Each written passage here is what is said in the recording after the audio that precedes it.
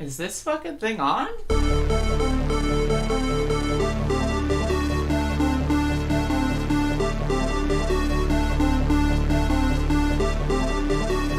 Running against the worst candidate in the history of presidential politics puts pressure on me.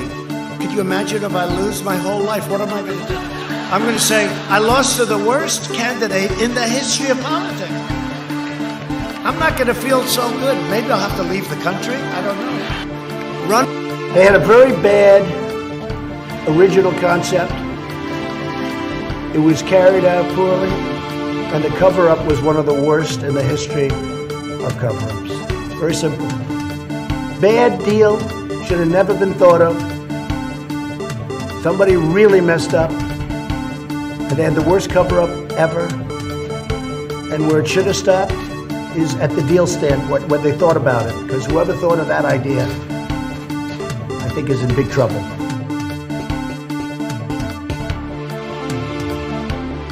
Everybody comes in, your grandmother, your father, your mother, your brother, your cousins. They come in so easily, so crazy, so crazy. Everybody comes in, your grandmother, your father, your mother, everybody comes in, your grandmother, everybody comes in, your grandmother, everybody comes in, your grandmother, your father, your mother, everybody comes in, your grandmother.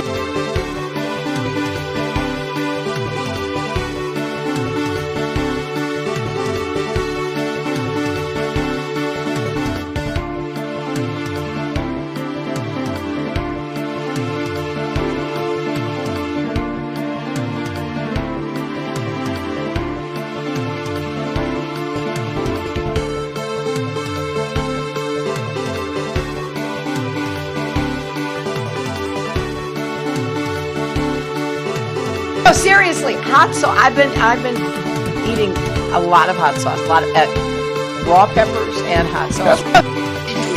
That was an opinion of somebody, and that was a retweet. I'll put it out there. People can decide for themselves. I don't take a position. Retweet. That was an opinion of somebody. Well, you have to understand, the first time I ever heard of Black Lives Matter, they were chanting pigs in a blanket, talking about police. Pigs, talking about our police. Pigs in a blanket, fry them like bacon. Did you use the word smart? So you said you went to Delaware State, but you forgot the name of your college. You didn't go to Delaware State. You graduated either the lowest or almost the lowest in your class. Don't ever use the word smart with me. Don't ever use that word. Oh, give me a break. Because you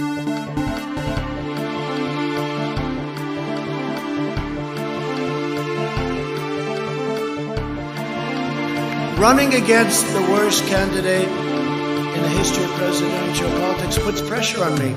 Could you imagine if I lose my whole life? What am I going to do? Just saw on television. These white supremacists, Nazi sympathizers, carrying Nazi fags, carrying Nazi fags, carrying Nazi fags, carrying Nazi fags, carrying Nazi fags.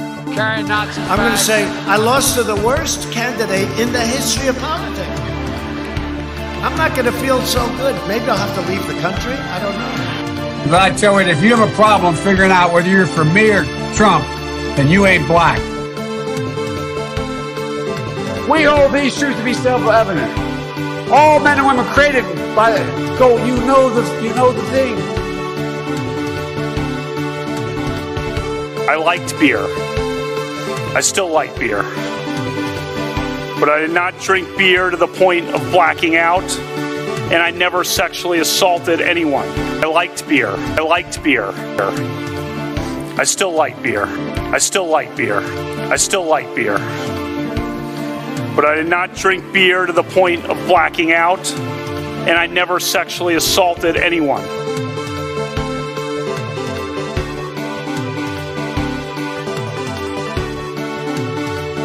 But I think the juxtaposition of that and the woman dancing in the shoe with the money flying at her, the juxtaposition of that versus some of the things that we've canceled recently, some of the things we have said are too dangerous to continue. Girls can have mustaches now. And the point is that we get rid of all of these things, and then we say, oh, but the woman with the leaking pussy and the bucket and the mop and the whole thing, and then we say, oh, but the woman with the leaking pussy, and say, oh, but we say, oh, but woman with the leaking pussy, woman with the leaking pussy, woman with the leaking pussy, but the woman with the leaking pussy say, oh, but the leaking pussy, the leaking pussy, the leaking pussy, the leaking pussy, the woman say, oh, the leaking pussy, the woman with the leaking pussy and the bucket and the mop and the whole thing, and the girl dancing in the shoe. They had a very bad original concept. It was carried out poorly, and the cover-up was one of the worst in the history. Nazi sympathizers. Very simple. Carrying Nazi fags. Bad deal. Should Carrying have Nazi never fags. been thought of. Carrying Nazi fags. Somebody really Carrying messed up. Nazi fags. They Carrying had the Nazi worst cover-up fags. ever. Carrying Nazi fags. And where it should have Carrying stopped Nazi fags. is at the deal standpoint when they thought about it. And then they have cans of soup. Soup. And they throw the cans of soup. That's better than a brick because you can't throw a brick, it's too heavy. But a can of soup, you can really put some power into that, right? And then when they get caught, they say, no, this is soup for my family. They're so innocent. This is soup for my family. It's incredible. And you have people coming over with bags of soup, big bags of soup, and they lay it on the ground, and the anarchists take it and they start throwing it at our cops, at our police. And if it hits you, that's worse than a brick because it's got force. It's the perfect size. It's like made perfect. And when they get caught, they say, no, this is just soup for my family. And then the media says, this is just soup. These people are very, very innocent. They're innocent people. Well, you have to understand, the first time I ever heard of Black Lives Matter, they were chanting, pigs in a blanket, talking about police. Pigs, talking about our police. Pigs in a blanket, fry them like bacon. Only the really, I hate to say this, but those with the lowest IQ. I liked beer. They felt pretty comfortable after day 2.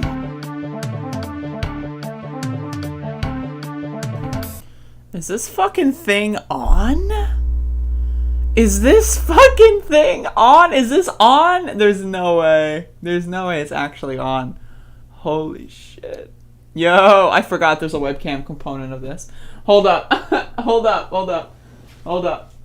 That's right, folks. We're phoning it in today. That's right, folks. We're phoning it the motherfucking. Alright.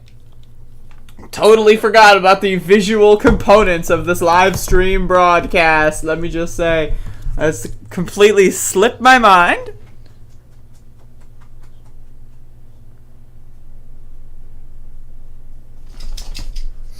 Alright. So, everyone, this is Above It Motherfucking All. And, I'm going to be eating breakfast live on stream in the form of a Quest cookie. That's right. You see this box? It's empty. I ate them all, and now I'm going to throw it at the dog in the background. Oh, Maxie, no, Maxie. See, he's so confused, but he's okay. He's okay. He's alright. He's alright. Oh, he's up here. Oh, look at this dog. Look at this dog. Yo, you gotta look at this dog. If you're not looking at this dog, what are you doing? Like, what are you even doing with your fucking life?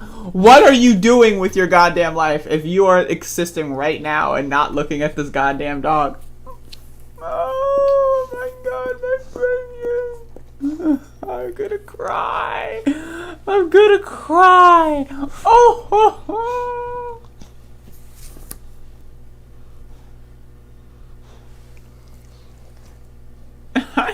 Look at him! Look at him!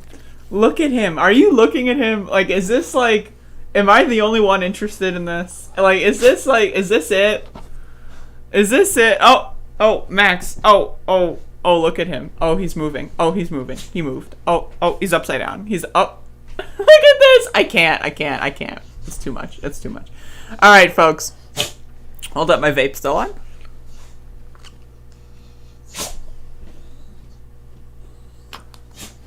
This dog is kicking the shit out of me. This dog is... Whoa! Whoa! Whoa! We got some violence on stream. Whoa! Whoa! Whoa! Whoa! I love this dog, man. I love this dog. You won't believe this, but maybe you will. Yesterday, right? I had a great motherfucking day. Like, let me just tell you. Okay, so yesterday's show, right? This is the morning for me, right? So you never know how the day is gonna end. You never know. Like, I start the day, I'm in a bad mood. Yeah, that's right. I was in a bad mood. Let me drink some coffee. So yesterday morning, I was in a bad mood. I was in a hella bad mood, folks. Like, you don't even know. You just don't know. Like, you might know. Maybe you know. Like, if you watched the stream yesterday, you might be thinking, damn, that bitch was in a bad mood. But now I'm great. Now I'm fucking, like, I'm feeling fan-motherfucking-tastic. Yeah, sure, I lost thousands of dollars in cryptocurrency over the last 24 hours. That's okay. It's not real anyway. Yeah, sure, my medication isn't refilled and probably won't be until Monday at the earliest. And even then, I don't even know because I'm just on the whim of someone that I barely know. Right? But okay, that's fine. That's great. I can deal with that. Yeah, like, that's amazing. That's amazing, right? Because I've got this Quest cookie. And I'm going to eat this shit because I'm hungry, man. Let me just say, I am hungry. So I'm going to eat this fucking shit. This is peanut butter flavor. Well, actually, is it peanut butter? Yeah, it's peanut butter. Flavored with other natural flavors. Yeah. Pretty good. Alright, I'm gonna eat that for today. Alright, folks. So, here is presidential, here's the President of the United States, Joe Biden, saying a very interesting set of words. And so let's just watch. Saw on television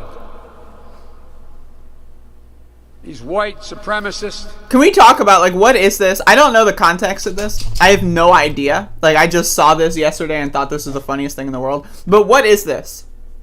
Like, does anyone know what this is? Like, is this guy, like, trying to be like Giorgio Tsoukalos from the fucking Ancient Alien show? Like, what is he doing? What is this kind of gesture? Is the sun in his eyes? Is he trying to play peekaboo? I don't understand what this fucking shit is. I don't know what this is, but anyway. Just saw on television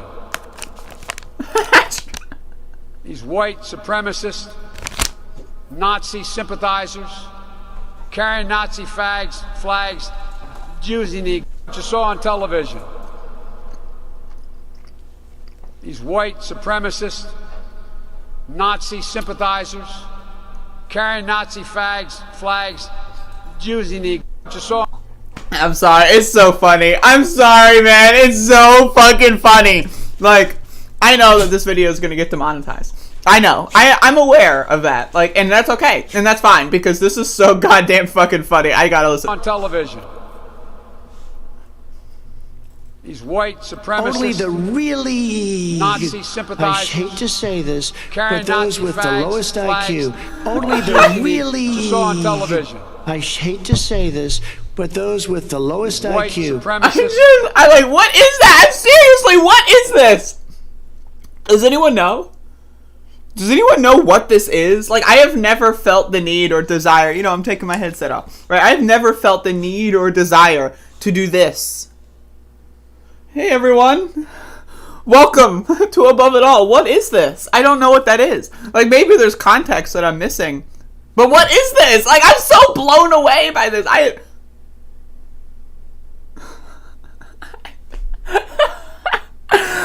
I literally have no fucking idea what this is. Like, I'm blown away. I'm blown away. So that's the President of the United States, folks. Y'all were telling me, not y'all in the chat, because y'all are relatively smart, but there was a crew of dumb motherfuckers out there. They were like, I'm gonna vote for President Trump because he's funny and Biden is boring. And I was like, bitch motherfucker, how can you simultaneously say that Joe Biden has dementia and that he's not, and that he's boring?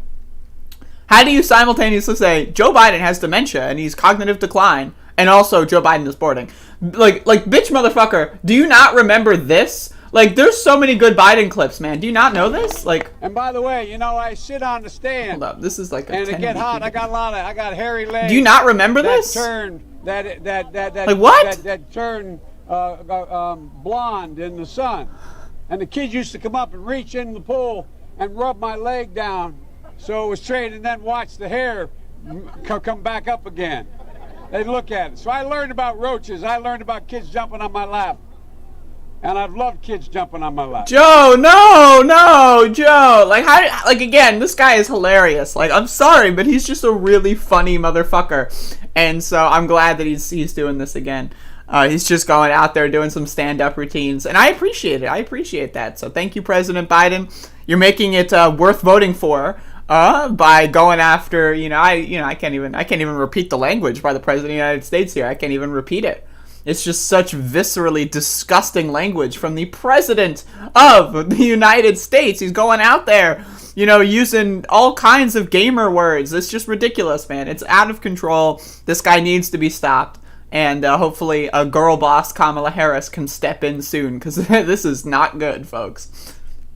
I should, actually start, I should do a bunch of Joe Biden segments and, end them all with, I hope Kamala Harris steps in soon. That's, such good, because that would trigger the fuck out of conservatives.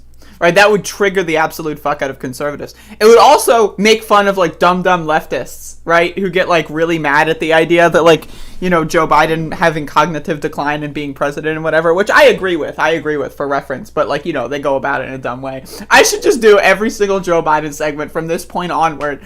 I should just end it with, I can't wait until Kamala Harris steps in. Oh my god, this just sounds funny. Anyway, you heard it here first, folks. You heard it here first. I'm trying to, I know, but, what is that? One more time. Carrying Nazi flags. Joe, no. Come on, man. That's not cool. It's not cool.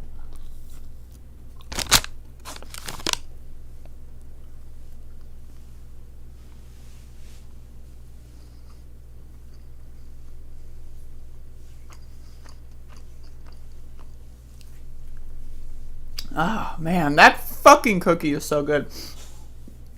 Yeah, I want to talk more about my day yesterday. I had an amazing day. I had a fucking... Okay.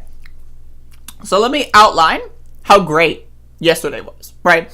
Such a good day. An amazing day. A beautiful day. So yesterday, I wake up. I'm in an awful mood. I'm like, that's me in the morning. I wake up, and I'm like, that's me! Imagine... imagine you wake up, right? Your day is just beginning, and the first fucking thing that goes on is you saying, ugh.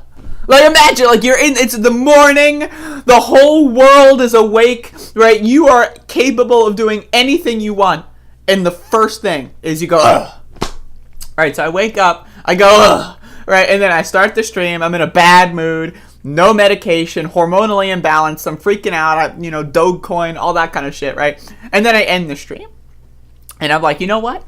That was a good stream. I had a good time. That was a good stream. That was fun, right? And then I'm like, I can't wait until tomorrow's stream. And then I realized, wait a second, right? I realized, wait a fucking second.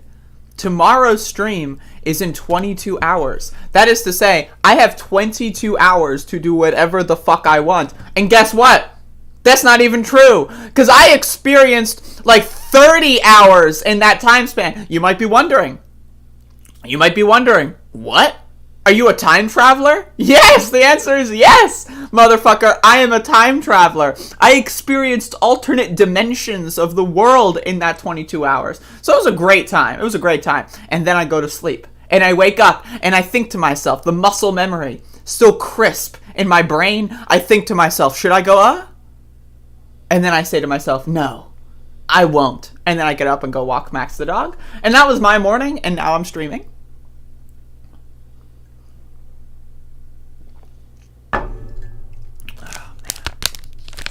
Yo, this Quest cookie is legit delicious.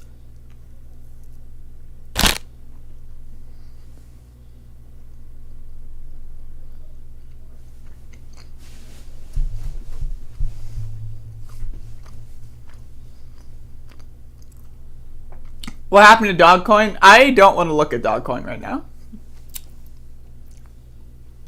My story with Dogecoin is yesterday I made like $500 and then I lost like $1,000 and then I made like 400-ish and then I lost like, another 700 and I haven't checked.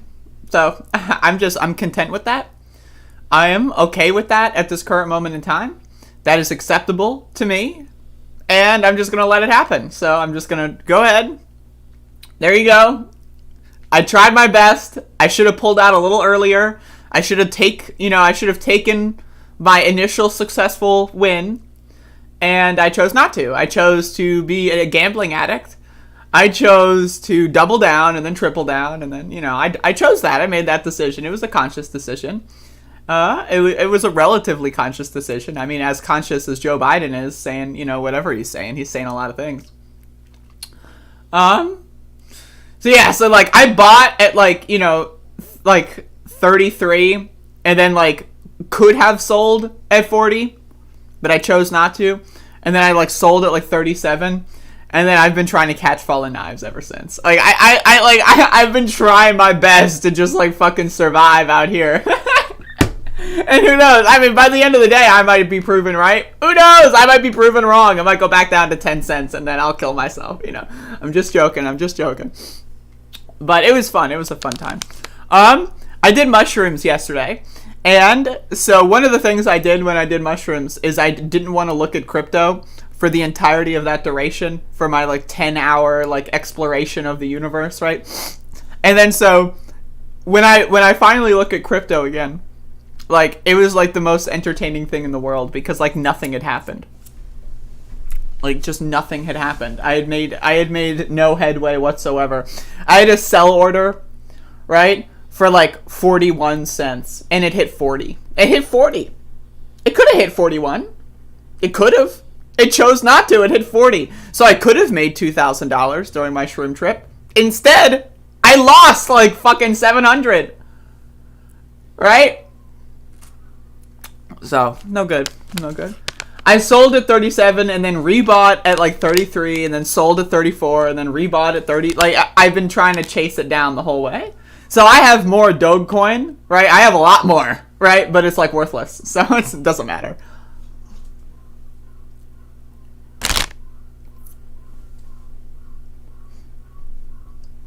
Good morning, my peeps. Good morning. Good morning.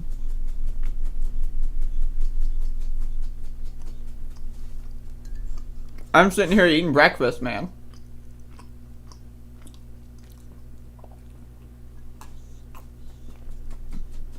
So yeah, if Dogecoin does go back up to 40 cents, right, if that does happen, right, I'm going to buy a new cell phone. I'm going to buy like fucking max like 20 toys, right? Because if it goes up to 40 cents, I'll be like 1,000 something in the green. So that's pretty good. But as of this moment, I'm like 2,000 in the red. So I mean, like anything could happen. But I'm looking forward to that potential day. It is just gambling. No, crypto is 1,000% just gambling. Like 1,000%. Like there is no but the fundamentals, especially when you're doing like Dogecoin. Like there is no fundamentals. You're gambling, motherfucker. Right? You're playing like, where you throw like the little fucking marbles on the thing. That's what you're doing. You're throwing your marbles. You're losing your marbles. They're under the couch now. You're never going to find them again. The marbles are gone. You're going to end up like Joe Biden. Like this is going to be you after trading Dogecoin. Carrying Nazi fags. That's going to be you.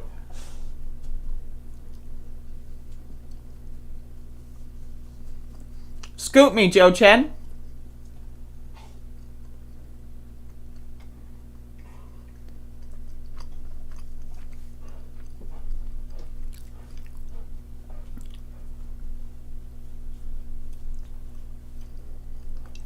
So yeah, I read that there were some mass shootings yesterday. It was really funny. Because like, around 4 hours into my mushroom incursion, right, I decided to check the internet again. And that's always a risky move. Like, especially when you're opening up Twitter, that's a risky move, motherfucker. It's risky. Like, you never know what's going to pop up. You never know if your account's going to be suspended, right? And, like, it's over for you. You never know if, like, You're gonna have like 15 fucking notifications from like neo-Nazis swarming your bullshit. You never know if there's gonna be fucking like 12 mass motherfucking shootings. Like, what the fuck is going on in the United States of goddamn America? Should I even talk about this? Like, I don't want to, but like, I'm pissed the fuck off. Like, I'm pissed off, man.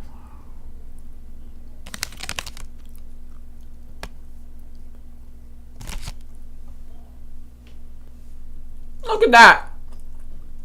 Look at that! That's crazy. There's a dog. There's a wild animal right behind me. You ever think about that, man? You ever think about the fact that, like, dogs are just wild fucking animals? Right? Like, what the fuck is going on in this world where you just have wild animals running around through the house? Like, they're just tearing the shit up. Like, what the fuck? This is the world that we live in. And now I want to ask everyone, why is it just dogs and cats? Why don't we have elephants running throughout society? What I say right now is that we need to appropriate all roads in all countries in the entire world and make them elephants only. And part of that is we ban cars and then shift to public transit. Maybe we'll have flying cars or something. Maybe I'll allow flying cars. Right. But we need to integrate elephants into our human society because goddamn, man, I love those motherfuckers. I just dropped food.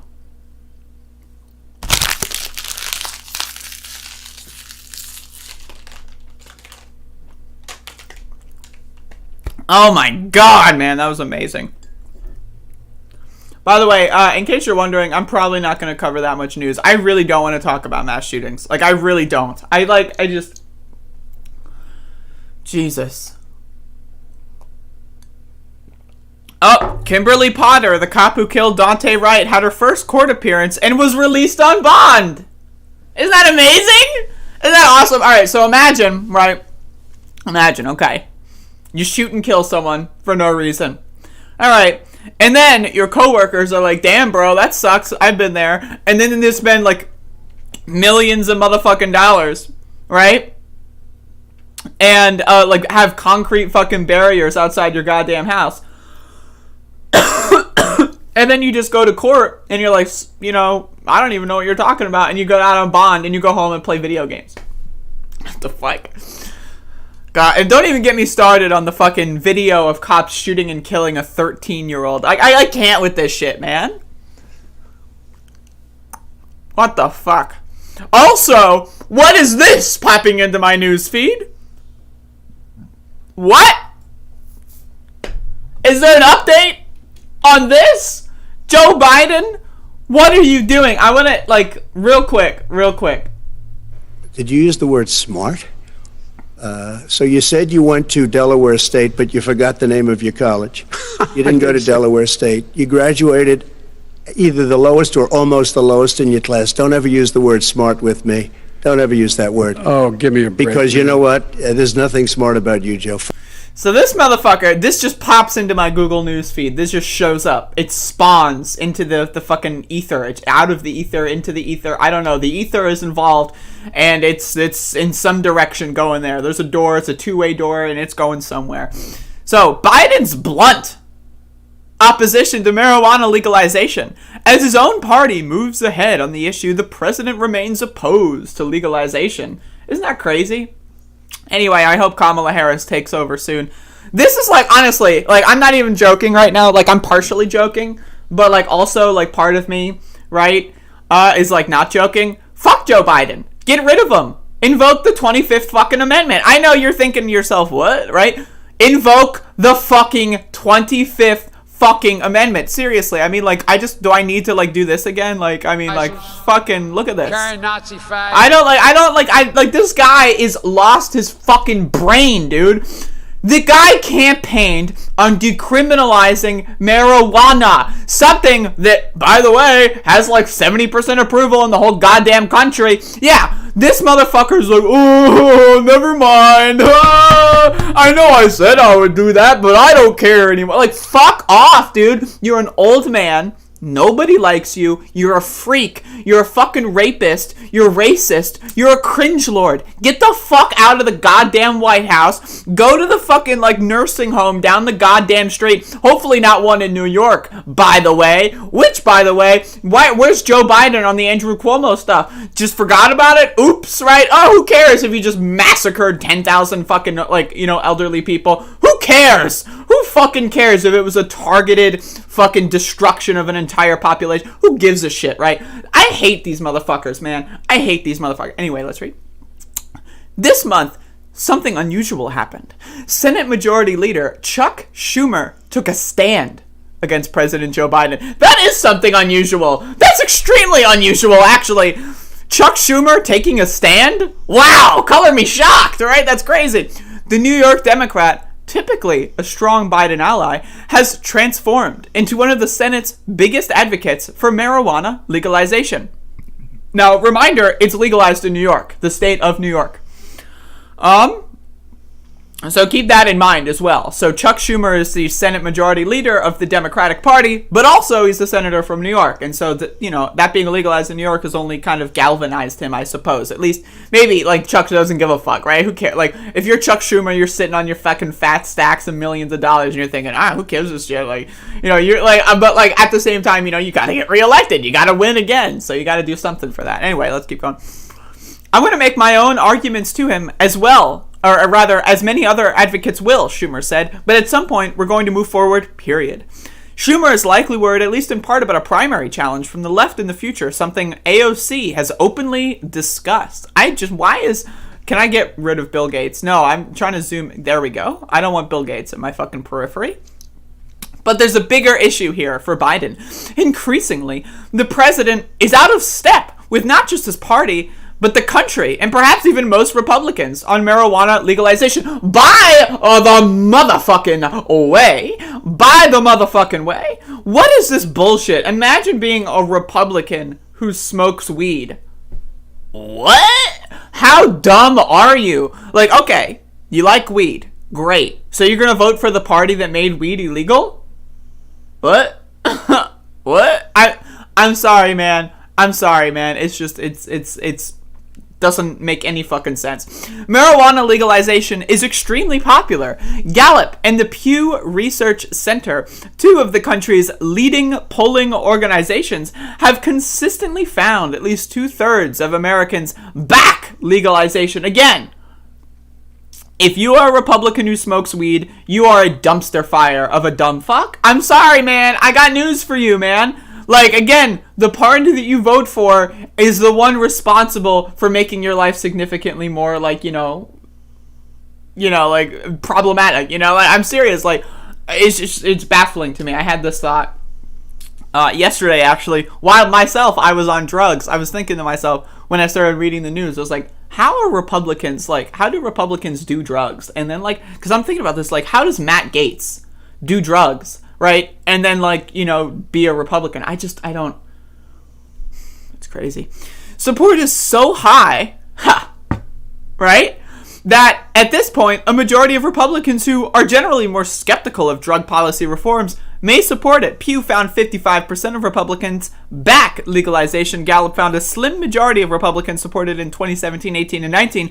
That reversed in 2020. But the difference between support and opposition among Republicans was still within the sampling margin of error. And, at any rate, a solid minority of 48% were behind it. Who gives a fuck about Republicans? They're garbage. They're shit cans. They're fucking garbage. They're shit. They're fuck. And they're all other sorts of words that don't really mean anything, but, like, they are them. Support among Democrats, meanwhile, is in the high 70s and 80s. Imagine being a Democrat who's against weed. I voted for Joe Biden because I knew he wouldn't legalize the cannabis. Like, imagine, who does that? Who does that? Like, fucking what? What? Maybe Biden doesn't trust the polls. After 2016 and 2020, many of us don't. First of all, what the fuck is that writing? Comparing, like, surveys of people's support of policy positions and, like, candidate fucking shit. Again, look at I'm sorry, it's a dumb comparison. For one, 17, like, again, I'm sorry, I have to go into it. There is this, like, kind of brand where it's like, oh, the polling was off for the presidential election. That means every single poll that's ever been done is off. It's like, what? What? What? Like, I'm sorry, like, I'm trying to understand, like, where's the logic? What are you saying? Like, are you speaking English? Is there a problem? Do you need, like, what? Like, okay, so a poll that basically was, you know, it's a 50-50 chance. Is Joe Biden going to win, Donald Trump going to win? So a poll that says, like, 50-50 chance. Oh, well, it looks like Donald Trump lost. Okay, well, all right. That means that apparently Republicans don't favor marijuana legalization. What? What? That means that, like, I don't know, it's just weird to me. It's weird, it's strange, it's bizarre information. Anyway, even more impressive is marijuana's recent record in Republican states. Since 2012, marijuana legalized it. Who cares? I don't understand. I'm not going to read the rest of this. Anyway, fuck Joe Biden. All my homies hate Joe Biden. This guy campaigned on decriminalizing marijuana. He's not doing what he promised. He needs to step the fuck aside. He needs to go away. He needs to shut the fuck up. And girl boss Kamala Harris needs to step in, legalize that shit. And then, you know, and then we can do something else after that. I mean, at that point, I mean, what else do you need? I mean, Jesus Christ, right? But I mean, yeah, that's that segment. And I'm going to drink some more coffee.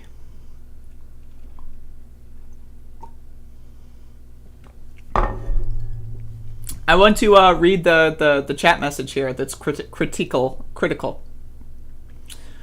Reverend Such Kind. Andrew, you are aware Joe Biden has a speech problem, so you're making fun of a man who has a speech impediment who misspoke. Way to go.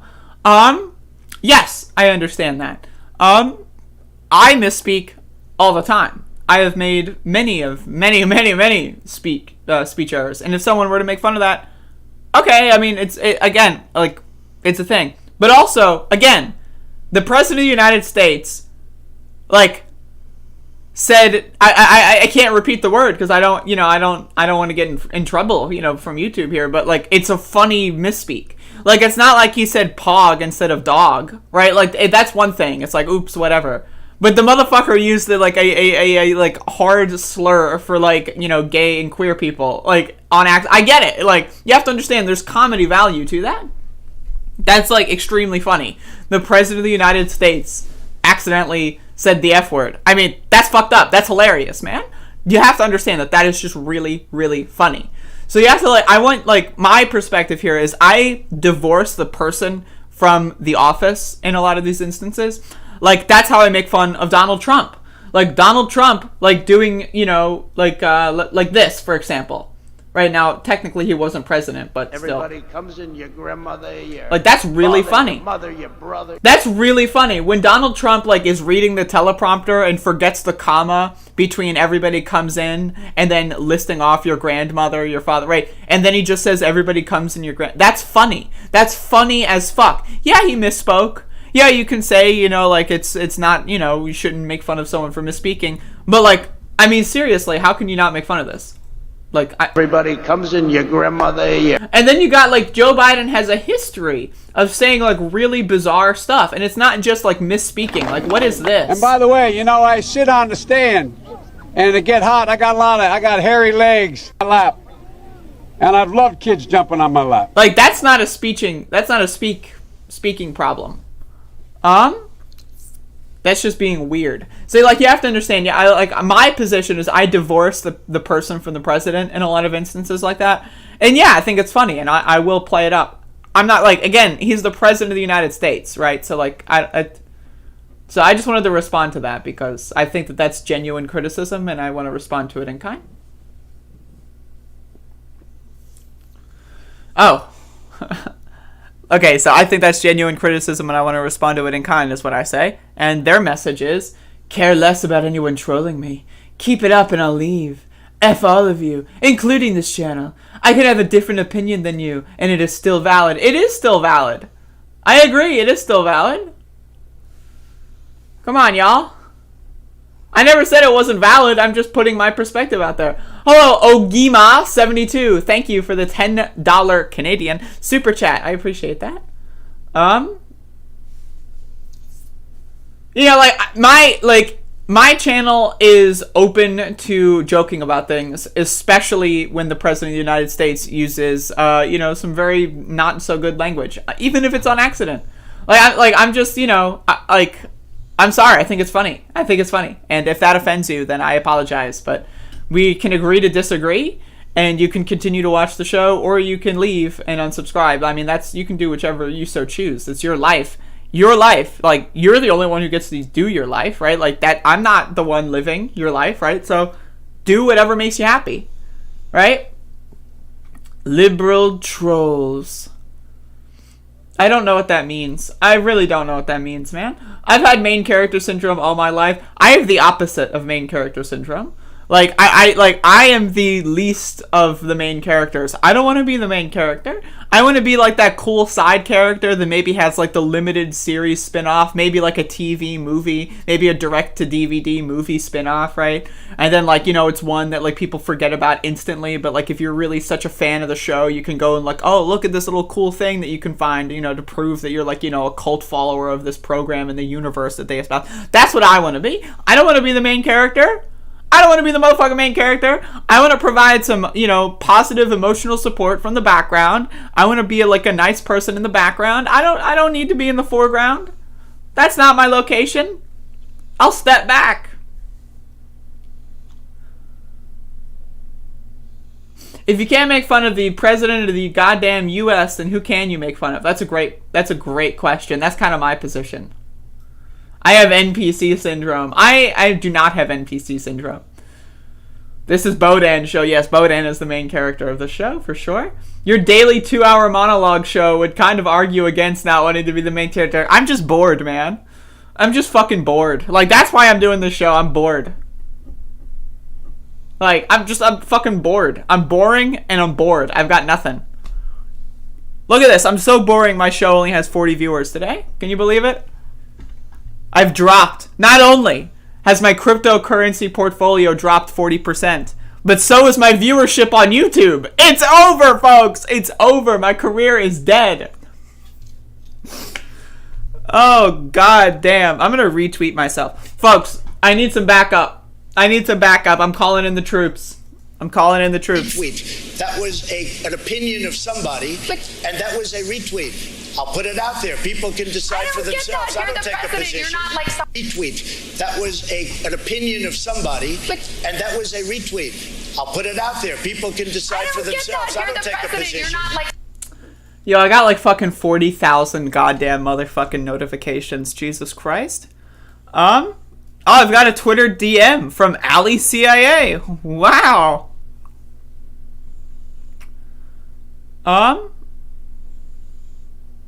Okay. This would be a funny clip to play. It is a content creator I like, Kim Brown, being clipped by Matt Walsh. And he tries to drag her. He fails. She was totally on point. Also, she has never come out as a BLM activist. He gathered that info on his own. Anyway, I don't even know, like, I don't know. I don't know if I want to touch that today. I'm just, like, not in the mood to discuss that kind of material right now. Maybe tomorrow, though. I don't know, like, I'm also not sure if I'm interested in cop stories, either. Like, I just generally, I'm not in the state of mind where I can do an actual segment that I don't feel embarrassed about on a serious issue. So I'd rather just, like, do it either later when I'm feeling more up to that, or maybe tomorrow. But I appreciate sending that to me. Hey, Bodan. Mila, Andrea, you're a rising star. Star emoji 1, star emoji 2, and star emoji 3. Mark my words. Thank you. I hope I'm an emerging star, or a rising star. I don't want to be a setting star. I don't want to go supernova or anything. I don't want to blow up. I mean, actually, maybe I do want to blow up. Alright, folks, my vaporizer's done charging. Have you covered Lula's poll numbers in the Trump? Motherfucker. I know what you're doing. Never mind. I know what you're doing. I don't know if I've covered Lula's polling numbers, though. Here's the news, folks. Lula polling pretty well in Brazil, so that's great replacement believer nut jobs. I'm going to be honest. The first thing I read of that sentence was nut jobs, and, I got very curious, but then I remembered that is, to insult someone's intelligence and nothing else. How about being a star on Rising with Crystal Ball? Reminder, like, Crystal Ball follows me on Twitter, unless she unfollowed me. It's possible. Like, while I pack this bowl, let me, like, see if that bitch still follows me. I'm, like, maybe I should be nicer. I mean, thank you for following me, Crystal. You've never interacted. Should I make the first response? Like, should I enter her DMs? Like, what should I do here? Again, Crystal Ball follows me. I do not like her show. Why does she follow me? That's weird. I'm just throwing that out there. And maybe I would like to have that conversation of why I don't like her show on her show. And she's welcome to come on my show. But, still. Just throwing that out there. She seems like a nice person on a personal level. I'll throw that out there. She seems like a nice person. Right? Right? I don't know. I have no strong opinions on anybody, to be honest, except for like Sagar. Like, honestly, just for the sake of posterity, like, yes, like, Sagar, garbage.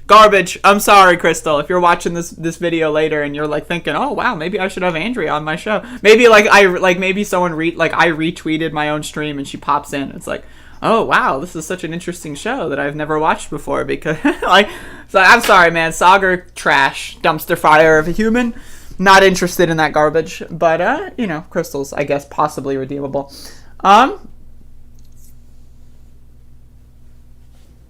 Instead of cop stories, do cops stories. Shrubbery is always fascinating. I'm a fan of Shrubbery. I will be honest on this current day. I have no strong opinion on Lula. I have a strong opinion on Lula. He's way better than Bolsonaro. That I do know. Andrea, how tall are you? I don't know how tall I am. I haven't measured myself in a while. Last time I measured myself, I was 5'9", so I could still be 5'9". That's possible, but, it's been a while. You have to check every once in a while. You never know. Instead of cop stories, do cops story. I already read that, actually. That's crazy. Bree Joy Gray follows me. Lol. That's crazy. That's the thing is, like, I know I follow a lot of people I don't like, right? But it's like, I couldn't imagine following someone I don't like that's like, I could, like, that's my thing, right? My thing is, like, I'll follow people I don't like if they're more popular than me, and I'm, like, kind of, like, just seeing what they have to say. I wouldn't, like, I don't know, I wouldn't follow, like, let's imagine someone has, like, a show with, like, 200 followers, and they, don't like me. I wouldn't follow them, I don't think. Maybe. Maybe not. I'm not sure.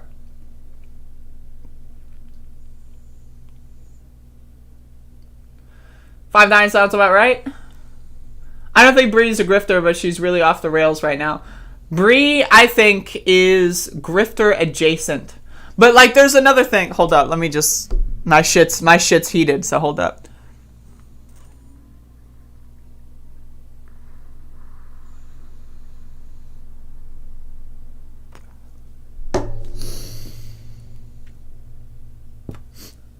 Amazing. All right. Anyway, I mean, I don't want to psychoanalyze people, but again, I've been a streamer for a long time. I've been a streamer. I've been a streamer for 8 years. Can you believe that? 8 fucking years. Oh, wow. And so, like, I know how corrupting an influence having an audience can be, especially an audience that gives you money. Right, and so if my audience turned out to be crazy, yet they gave me a lot of money, guess what? I'm gonna try to placate that audience. And so like that's a natural thing that people do. So I feel like that I wouldn't consider that necessarily grifting. Grifting is like taking an active role in trying to manipulate people for attention and money. I think that people like Bree and people like, like Kyle Kalinske for that matter, Crystal Ball. And again, no offense to them. I'm not like trying to offend them in any capacity. I just think that they do what they think that their audience wants. And I think that they're influenced by their audience more than they're influenced by their own ideology. That's what I think. And I've been there. I've totally been there. So I understand what it is to be, manipulated by your audience or like, influenced by your audience, especially if they're fucking paying the bills. You know what I mean? So it's, it's a whole thing. And so I understand the perspective. That being said, again, I will publicly disagree with that considerably.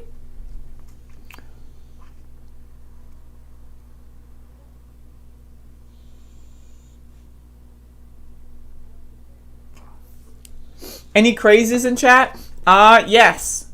I'll post right now.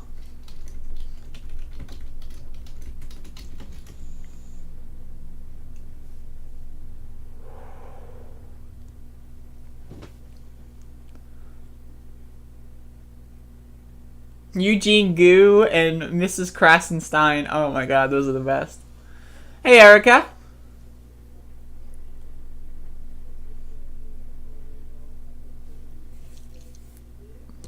Let's smoke, Andrea Fur. I'm vaping right now. Vaping at this current moment.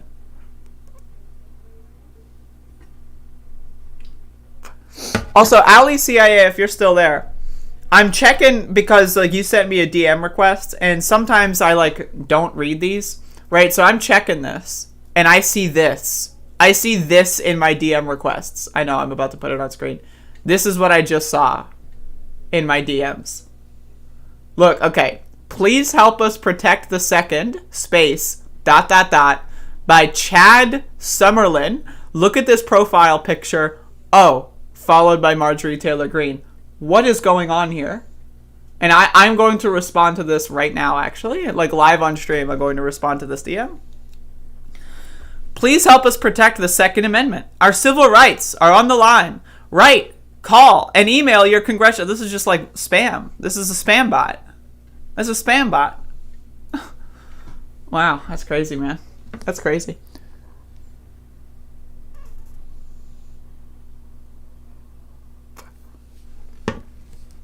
I chew nicotine gum for depression. For me, I have been depressed for a significant portion of my life, and no, like, outside, like, I'm talking about, like, substance-wise, right? I'm talking about, like, medication or anything that you put into your body that has an effect that, like, you deal with, right? For me, when it comes to depression, magic mushrooms, man, that's fixed everything. It's fixed everything. So I don't know about nicotine gum. If it works, it works. But I know for me, I tried a lot of stuff, and the mushroom is the best. It's amazing. It's just like, it's helped me solve all of my fucking problems. Well, not all of them, you know? I still live in North Carolina, but like, I'm working on it, man. I'm working on it. Your depression lined up perfectly with 8 years of streaming. Exactly. Why do you think I quit for like a year and a half? I had to fucking get the hell out of there.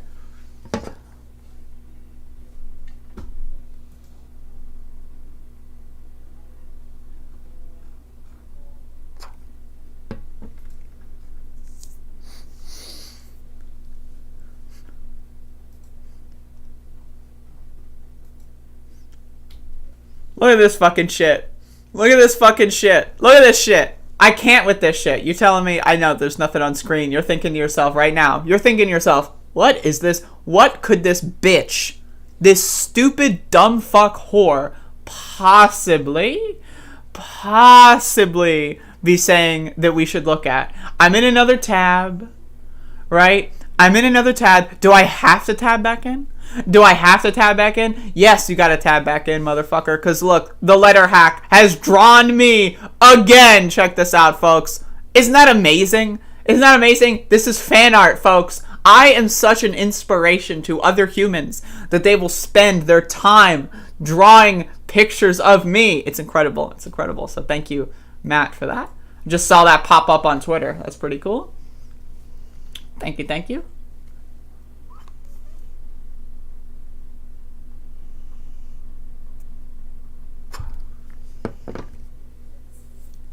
How could you not drink coffee up until 23? Were you on an island or something? My mom drank coffee, and I hated my mother basically up until she died.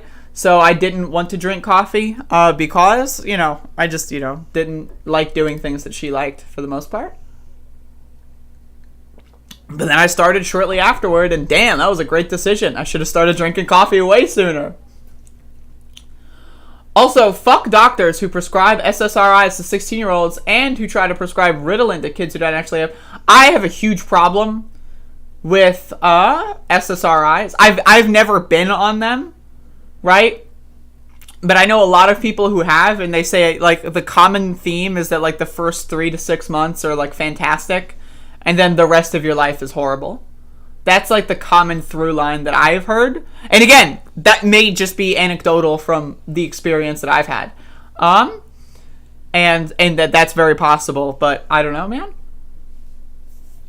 I don't know, man.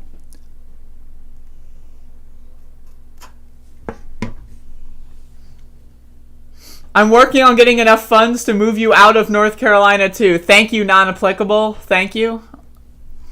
It's good to know that now that I have lost thousands of dollars in cryptocurrency trading, that I have a backup plan in the form of non-applicable, trying to fund my moving from this god-awful... If I were to move, I would probably just go back to Washington, D.C., because I know the place. And it's got, you know, certain substances that are decriminalized in Washington, D.C., which is pretty cool. That's cool, right? That's a pretty cool thing. So, I don't know. Like, if I were to move, I'd probably go back there. I find my SSRIs useful. Well, that's good. I'm happy about that. Again, it's very possible that it's just anecdotal, but, you know.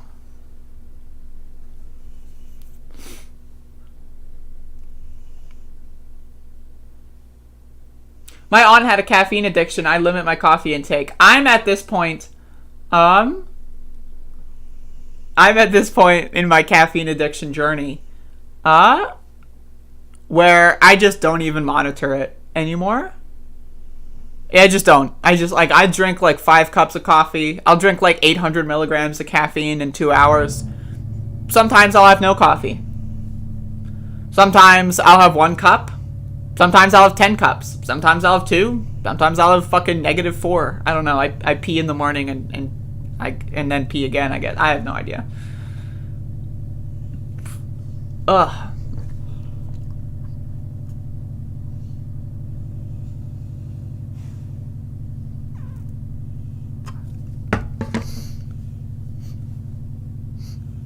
Any take on the debate?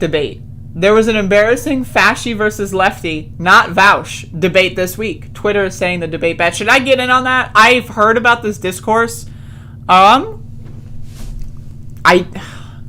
Is this the thing with that guy who had like Lauren Southern on and said like, you know, it's a good book or whatever? Because if that's the case, like, I can buy the argument that that's sarcasm, right? If this is the clip we're talking about, and maybe I should get in on this. I don't know. But I would definitely read that as sarcasm if that is the defense of that. Obviously, I would never recommend a white supremacist book to anybody, but I would definitely recommend a white supremacist book ironically. And so, I don't know if that's what was going on there. It was definitely perceived as non-satirical. And it could have been non-satirical. That's possible. And if that's the case, then, like, cringe. I don't know what anyone's takes are. Shaun, Vaush. I don't know what their takes are. Because I don't follow them. Maybe, I think I follow Shaun. Did I cover the Arnold Palmer I try not to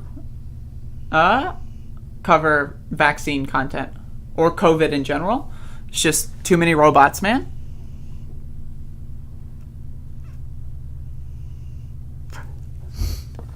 I experienced my first caffeine headache I think 2 weeks ago. I experienced my first caffeine headache. And it was very, very painful. And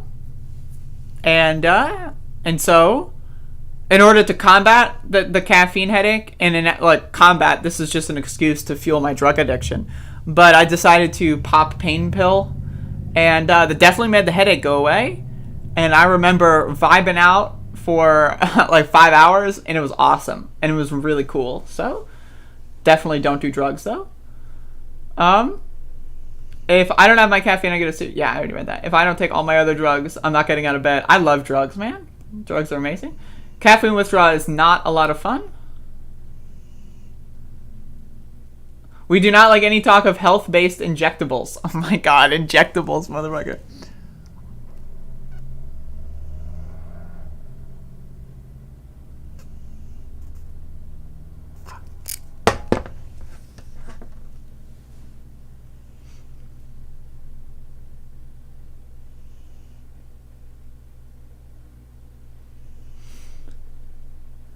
Check your GMs? My GMs? Are you talking about my grandmother?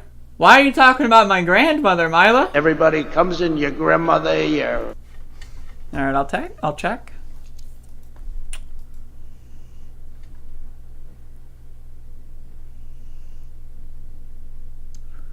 Oh, Lord have motherfucking mercy. Maybe I'll do that one tomorrow. I don't know. This is just kind of a chill stream, but that I kind of saw that. That's really funny. Yeah, that's what Mila just linked me. Good morning, comrade. A funny feature is how many white supremacist types have had extensive history of relationships with non-white women or women who don't live up to the...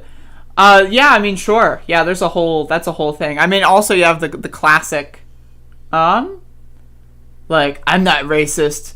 My ex-girlfriend who I probably abused was black. I'm not racist. Like, who says that a lot? Like, Stefan Molyneux or something? I don't know. Like, one of those motherfuckers had, like, a black ex-girlfriend at one point. And that's their proof. And it's like, okay, alright. I'm proud of you, buddy.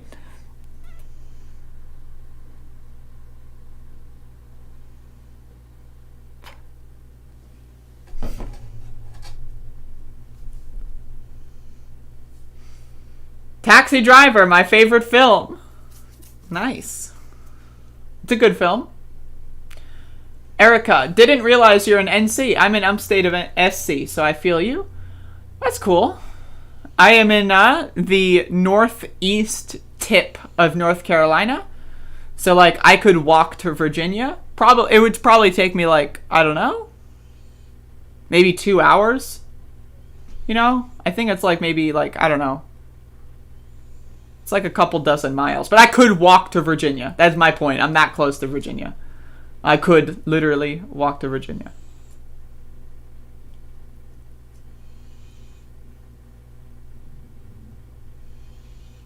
Virginia, the beta state? Virginia's looking pretty good right now. They just legalized marijuana. I think the bill is problematic, but still. Though again, it's not as good as Oregon. Oregon, if I were to move, Oregon's another option.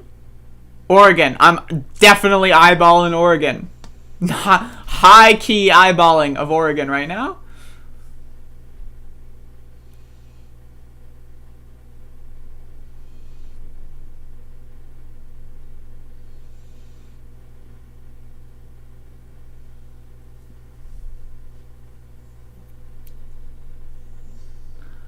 Oh my god, Mr. Freak. I can't with that, man. I can't even read that. I can't even fucking read that, man.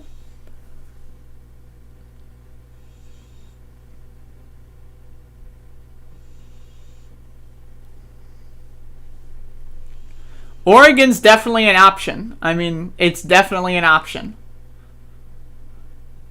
But I also don't know if I would need to move or want to move. Like, because that's money. I don't know if I want to spend money in that fashion. But, I mean, again, Oregon, obviously, the only reason I would go is because they decriminalized mushrooms. Like, that's, like, the only reason I would go. That and D.C. Those are the only options for me. I remember that. Yeah, Striker Eternal. That's really funny. Remember you had the machine, the green machine, except it's blue or something, right? Who's Milo? Don't worry about it. He's some fucking internet troll. There's no need to even explain that to you. I'm sure Freak Glitcher or someone else will explain that to you in some capacity in the chat anyway, but again, it's irrelevant. You don't need to know. I'm thinking about moving out of Florida to go to Oregon, Colorado, Arizona. If I were to start a commune, Oregon would be the place to start a commune. Because you can't start a commune in Washington, D.C. Like, I mean, I guess you could, right? But, like, there's a high cost of living, right? And then, like, you know, there's little land mass. Like, I'm sure you could buy, like, a really cool place in Oregon and just, like, you know, do stuff that is illegal elsewhere that is now not illegal in Oregon. And then use that to, like, I don't know, fund an operational commune. That's just something I've thought about. I don't know, man. I have these thoughts, you know? Especially, you know, when I go on these, like, 12-hour space journeys. You know what I mean? Yeah, Oregon seems to be, like, pretty fucking good, man. Used to take Adderall, caffeine pills, and 3 espressos every morning. Jeez, that's crazy. There's a town in Oregon where the council majority is Green Party. Oh, shit. Sure, Bodan, what's up? Shrooms changed my life. Yo, same.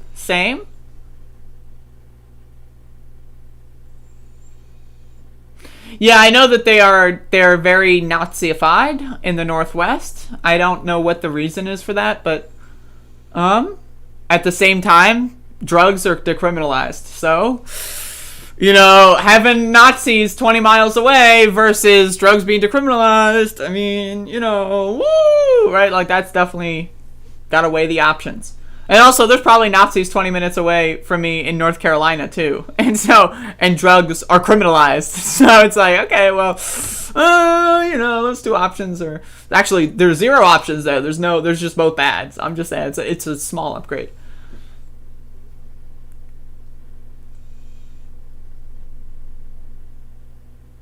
What about moving to Vermont? I mean, if Vermont wants to decriminalize magic mushrooms, I'll move there. Sure.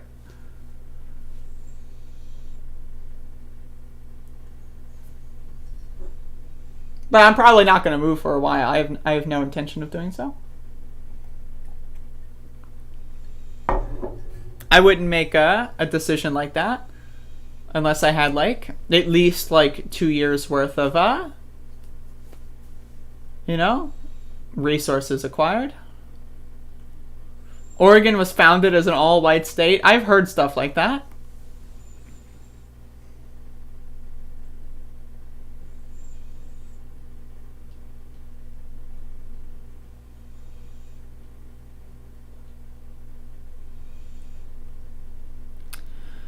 Oh, well, it's not Brooklyn, New York. It's Brooklyn Center, Minnesota, outside of Minneapolis. Just similar name. Do you believe the cop indeed mistakenly pulled out a firearm? No, I don't. That is 1000% a lie. That has been utilized by many, many police in police shootings as a defense. Often, very often. It's not the first time. So the fact that it just so this is the 9,000th officer that accidentally, whoops. You know, like, I know. It's a lie. 100%. Something in America is racist? Unbelievable. That's crazy. What? Unbelievable.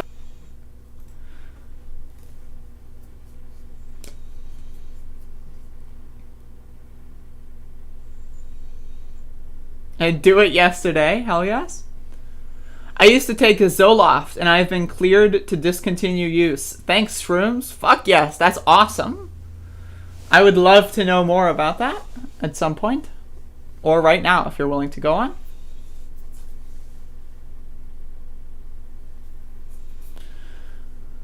The white nationalists sought to create a new white homeland out in the Oregon and Washington state. In fact, look up the origins of Washington state as a long history of white... That's crazy, but that's totally believable. I totally believe that.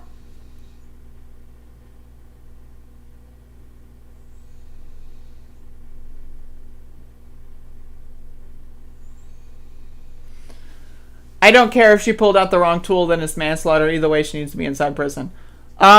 I disagree, to be honest, that it's manslaughter. I think I would still classify that as like murder. Like the way I see it, like how do you grab a taser, point it and fire it accidentally? I just don't think that's possible. Like you can maybe like grab your taser and then go and then like start to move it and then go like, oh shit, wait, that's not my taser, right? Like, I mean, like, I just don't see how you can grab your gun, pull out the gun, shoot the gun, while not, like that's like I don't know. I don't buy that there's an accident there. You can accidentally grab your gun instead of your taser, I mean, but maybe. But, like, to actually go about and shoot a person, I can't see that being an accident. I did see the body camera footage.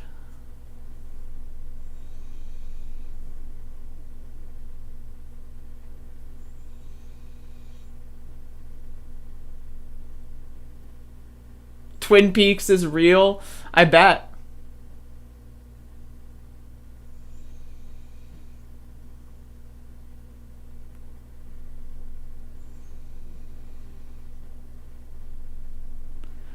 Tasers are misused. They are not meant for to be compliance devices. I know that cops misuse almost everything, so that would not surprise me.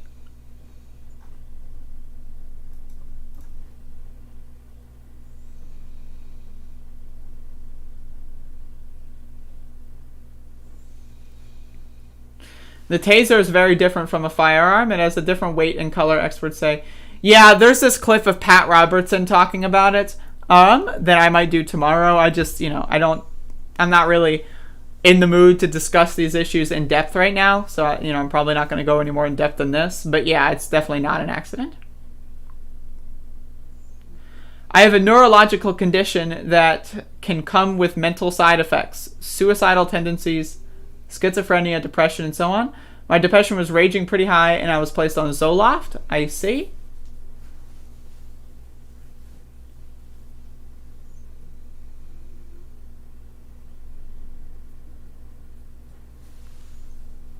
I mean, feel free to continue with the story. I don't know how to request more without being rude.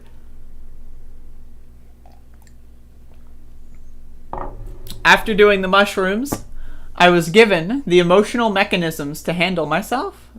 That's awesome. Would you be able to describe, what those emotional mechanisms are?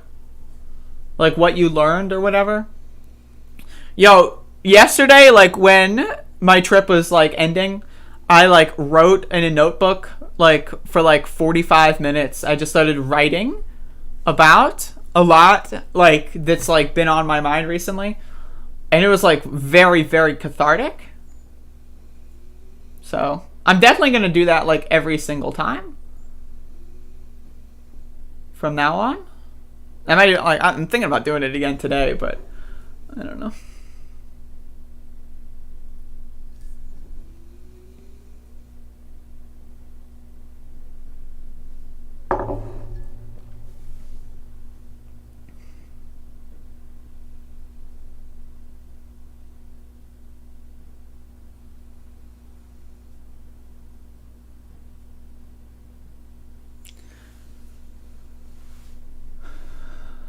Mystery morning words.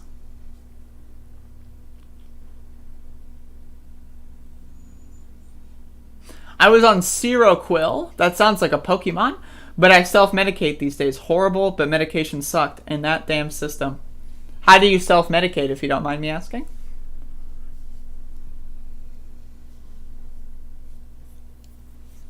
I learned that letting go is the start of getting something new in your life. I can definitely understand that for sure. I know for me personally, there's lots of things that I used to have hang-ups about.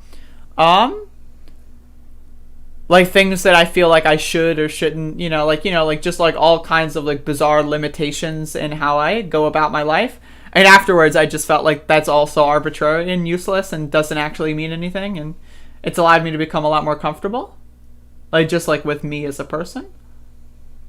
In Loveland, Colorado, 2 cops tackled a 73-year-old woman with dementia for leaving Walmart without paying. She was walking home through a field. She was bleeding and... oh, Jesus Christ. Letting go, Mr. Freak Glitcher. No X6 minimalist. Not happening. Mega Man X8 for my family. Oh, Lord. I would like to remind everyone that tomorrow is Sunday Run Day. And that means I'm going to be playing video games tomorrow. So look forward to that. Any time spent being emotionally reactive, like being angry or some other emotional flare-up, is a waste versus taking the time to solve them. I agree with that too. That's super, super duper useful.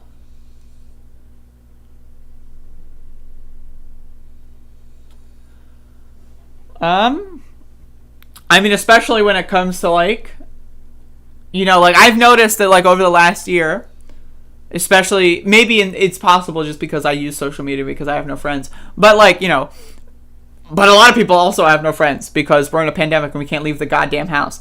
So it's like, I feel like most people just like are so quick to judge one another. They're so quick to hate each other. They're so like, just quick to make rash and brash judgments about other people that they don't know.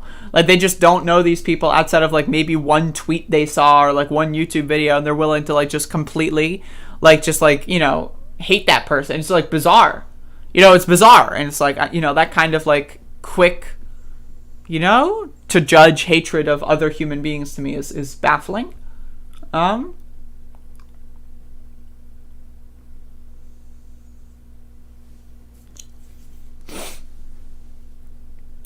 Shrooms for me equal to ego death. Forever changed me. Ha. I love them. Yeah, the first time I did shrooms, that definitely happened to me. But I haven't done that quantity since then. I like experimenting with, between the 0.5 gram and the 2 gram territory. Just because, like, I don't know, for me, the biggest problem is the bathroom is downstairs. And I fell down the stairs once, and that kind of, like, scares me. So, like, that's, like, something that's, like, kind of keeping me from doing another higher dose. But once I figure out, like, an actual possible real-world solution for that, whether it just be, like, do it in the living room or something, I'll be set. But, yeah, I don't like falling down the stairs. What are you running? I don't know yet. I usually decide the day of. Mescaline is legal and easy to find in the Southwest. I don't have any experience or knowledge about mescaline. Shrooms have leveled me up considerably. I personally, and again, I do not endorse this and, blah, blah, blah, and all that stuff. But, I mean, for me, it's I couldn't imagine not doing it. Please leave peyote alone. It's sacred and not yours to exploit. I disagree with that. I don't think anything is sacred. I think everything is sacred and everything is not sacred. The idea of now I've never done peyote, right? But the idea of there being something that could lead to, a spiritual experience that people gatekeep, not a fan. Whether it be the United States government saying that a mushroom is illegal and you'll go to jail for having it, or whether that be an organization saying this drug is illegal and you shouldn't have it. I disagree with that. Now, I also like define exploited. Like, do you mean like utilized in a capitalist system and bought and sold? Because that's going to happen regardless. But I think especially things that are naturally occurring compounds, I think that they should be everywhere that they could be. I think that is the responsibility of humans to, we should be planting these, these life forms all across the planet. Endangered and grows very slowly, then we should be trying to unendanger that, I would say. Like, it should, I don't know, that's something that you should spend a lot of time and energy making sure doesn't fall away to the climate change extinction that we're dealing with. There's the idea that an entire species can stop existing. That's horrifying to me. So I would rather invest time and resources into developing more of that all across the planet.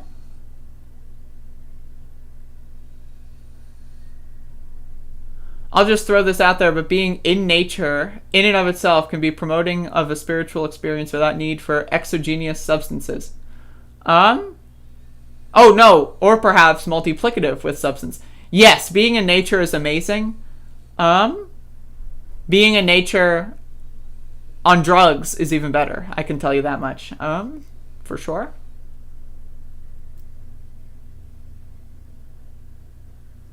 I've been doing drugs for 40 years and I'm fine. That's awesome. This motherfucker, I'm so happy that you're posting the same message over and over again. I'm happy that you're that awesome. Amazing.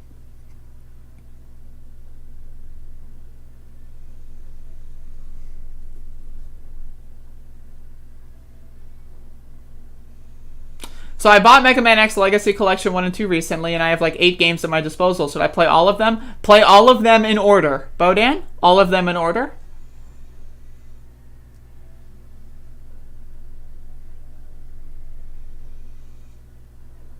Mescaline was the best trip I've ever had, says Elephants Are Afraid of Bees, and I've had some amazing trips. That's awesome. I don't know what that is, to be honest. Like, I've heard of it, but I haven't researched it yet. But feel free to tell me more.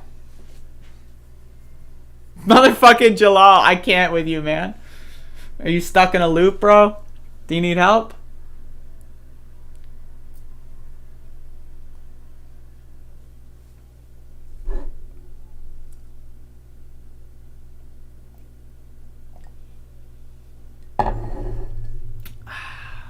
I love Covfefe.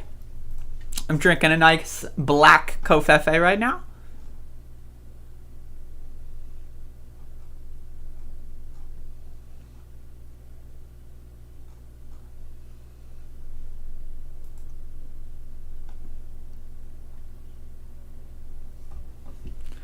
It's the drugs! Oh.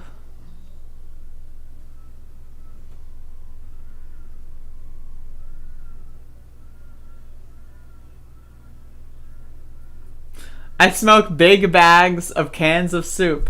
Spoop, no less. Amazing.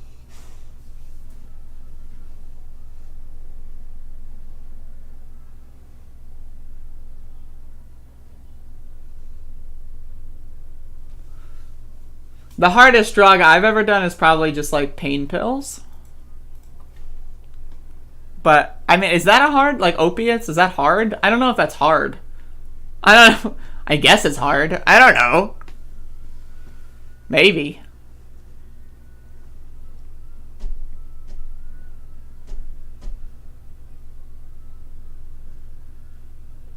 I just want to say I appreciate the chat room for, one, not only being capable of, but also willing to just have, like, conversations without, like, me doing news.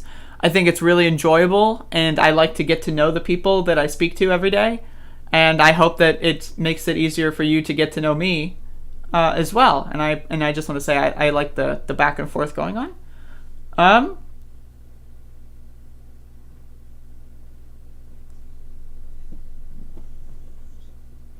Alcohol is hella hard. I don't know if alcohol is harder than like a Percocet or something. I don't know. There's a dog on the floor. There's a wild animal. There's a wild motherfucking animal on my floor right now. I was a flower child all my life and never touched drugs. Did not even drink alcohol until I was 22. LMAO, that made college fun af, let me tell you. There you go, there you go.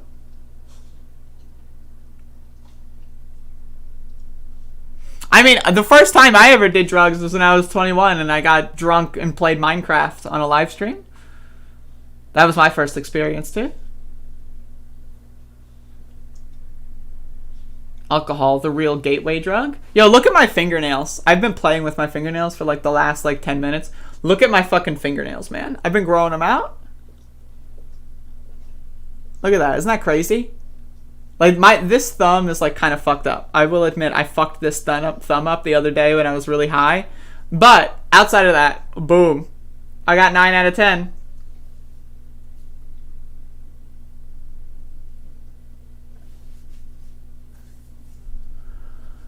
I'll just stick to marijuana. I would say marijuana and mushrooms. If I were to like have to choose any of the drugs and quit everything else, I would choose those two. Like everything else is just like, they can be fun, but man, like marijuana and mushrooms are just fucking phenomenal. It's incredible that they exist. Like honestly, just the idea that these compounds exist and that they occur in nature and that like we can just have infinite of them for the rest of our life. Don't even get me started, man. It's crazy. It's crazy.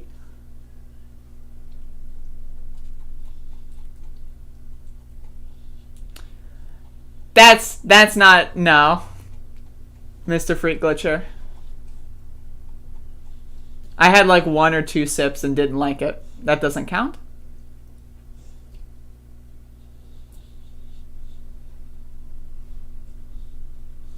As I was a kid, teachers at school used to scare the shit out of us regarding doing drugs by showing weird videos of drug addicts with rotten legs in the basements. In the rotten legs in the basements. What?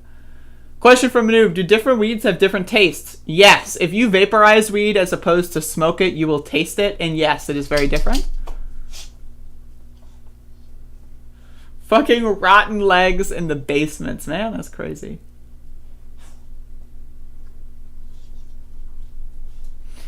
I do not purchase anything that I can't see, like, the quality of, like, from the street. So I would not purchase, like, a pill off of the street. That's just my own, like, I would just not do that. Like, even if I did, like, trust someone, like, mistakes happen. You know what I mean? So... there is a dog on my bed. I need y'all to look at this. Look, there is a dog on my bed. Like, there's a wild animal just sitting on my bed. Do you see how Max, like, uses the pillow? Look at that. Just look at this dog. Just look. Just inspect that dog as he gets ready to put his head down. He knows I'm talking about him right now, so he's waiting.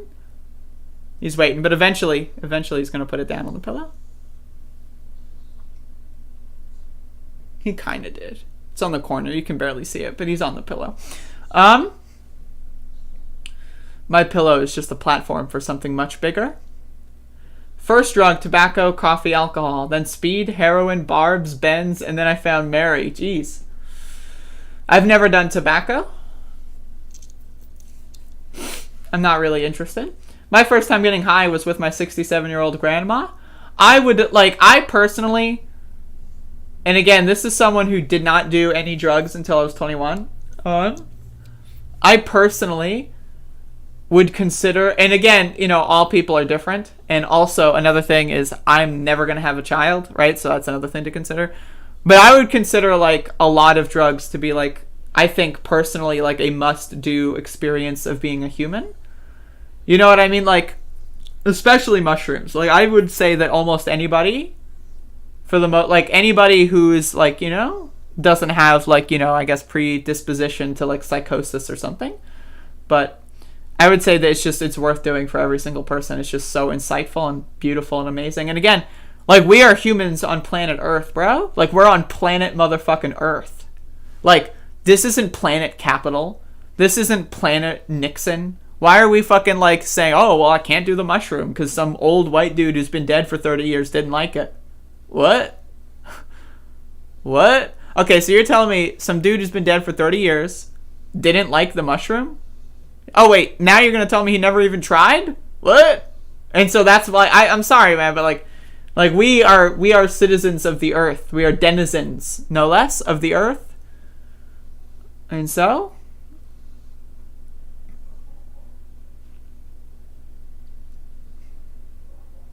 this is definitely the channel for people with addictive personalities. Speaking of addictive personalities, and speaking of addictions, let me go check on Dogecoin and feed my gambling addiction. How many thousands of dollars have I lost today in the last 2 hours? Let's find out. I'm dead even compared to 2 hours ago. That's awesome.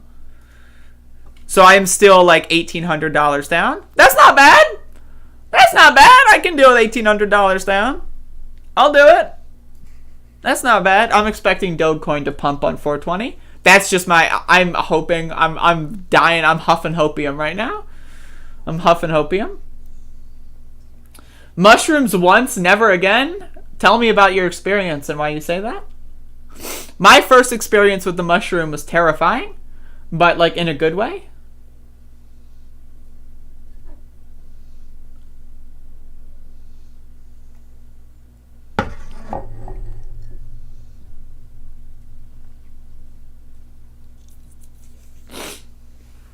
Topic: addictions. Please give money to Andrea. That's a good point. Reminder: if you're going to be addicted to anything, be addicted to sending me tokens in virtual format, whether they be crypto or pegged to the United States dollar, in the form of PayPal, Cash App, or Patreon. Or if you are a crypto user, just ask me for any wallet that's on Binance. Anything that's on Binance, I will happily accept.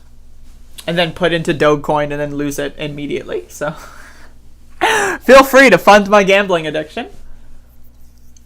I put my stimulus check into cryptocurrency. I doubled it, right? But then I've lost so much money over the last 48 hours, man. I've lost so much money over the last 48 hours that I think I'm back to just having a regular stimulus check. But I haven't done the calculations. The drug war was started to go after black people and the anti-war movement, according to Nixon's aide. That's correct?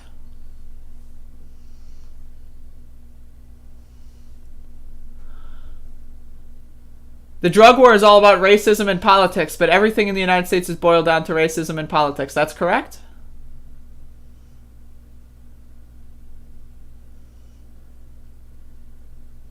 When you gamble, you're only supposed to count your wins. I agree. That's genuinely concerning. What's genuinely concerning?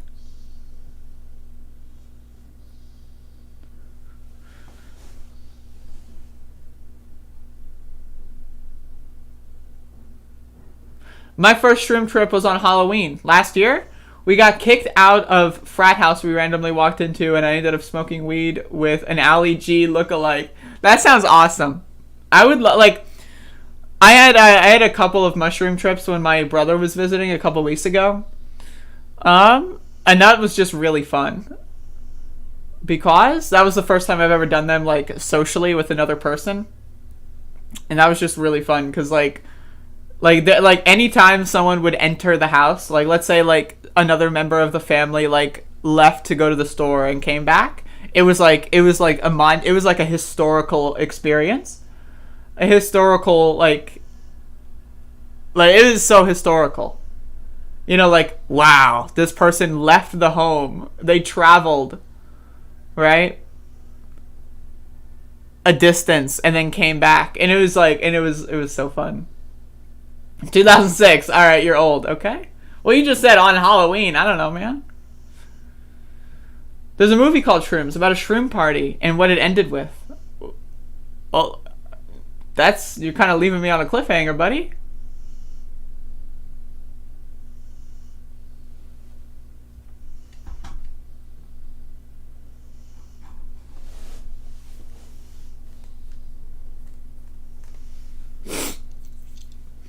Those tequila shots are a fond memory of my Delano days. Not too harrowing, just part of a meaningful adventure. Losing thousands of dollars while high. Did not lose them while high. Well, I mean, I'm always high. That's just I'm always high.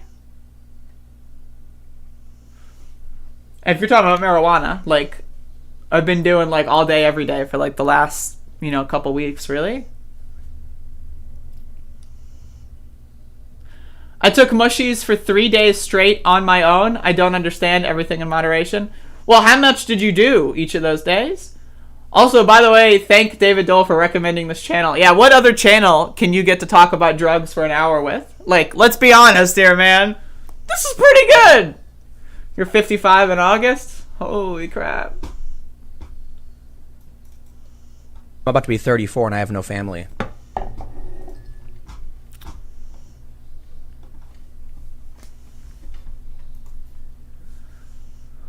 I did 2 days straight on mushrooms yesterday. I'm considering doing another round today. It's not totally out of the question. Though I'm not doing a super high dose. I'm doing in between half a G and a full G. It's very fun. I don't necessarily lose consciousness, but I get on the edge of losing consciousness. So it's pretty cool. Which is it's my preference. If I'm going to do that, that's my preference. I like losing consciousness, but that's something I would rather do only every once in a while. Maybe every couple of months. But I do think that doing lower doses of magic mushrooms more often is that's been very, very, very helpful for me, therapeutically.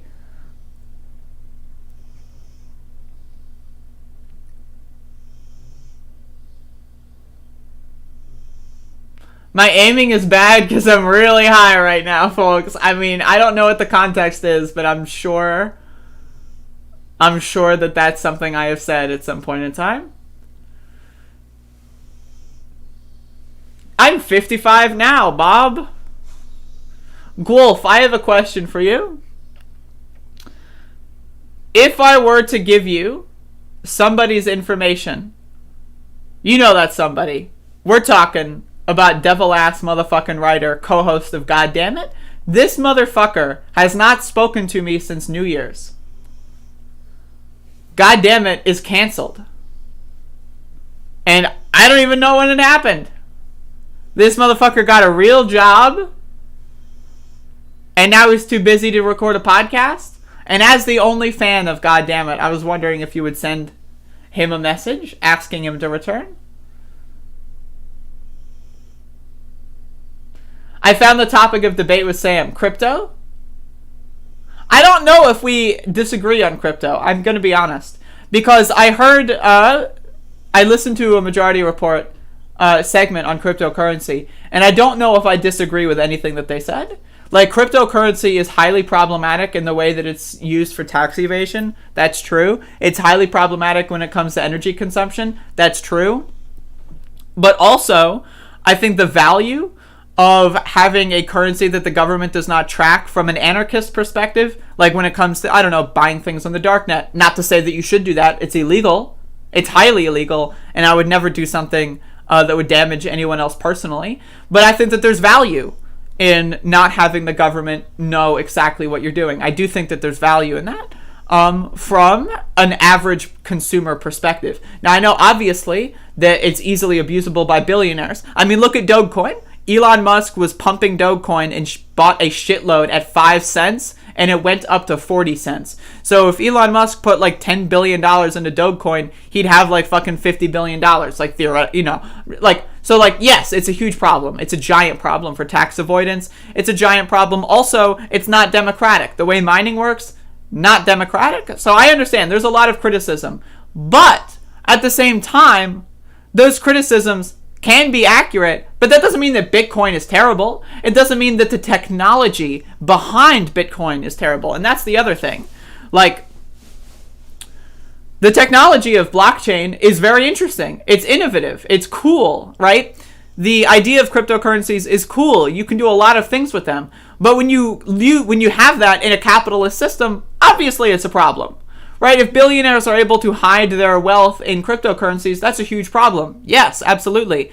But does that mean we should ban virtual currencies? No! It means we should ban billionaires. That's what it should mean. What's my take on anarcho-capitalism? It doesn't exist. Anyone who thinks anarcho-capitalism exists is an idiot.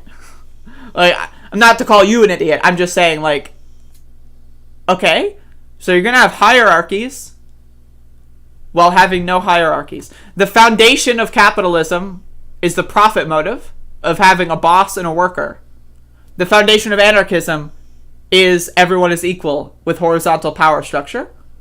So you're going to have horizontal power structure with a boss? What? What? I thought this was a Doom channel. I play Doom. I also do other things. How do we know who's a billionaire or not if everything is decentralized and secret? I don't know how to answer that question. Like, if we were to do some giant, like, let's say if we were to use the United States military to collect taxes from the, like, let's say, like, hypothetically, I go full tanky. All right. I become president of the United States. I expand, I double, I triple the budget for the Pentagon, the defense budget. I quadruple it. My first action as president.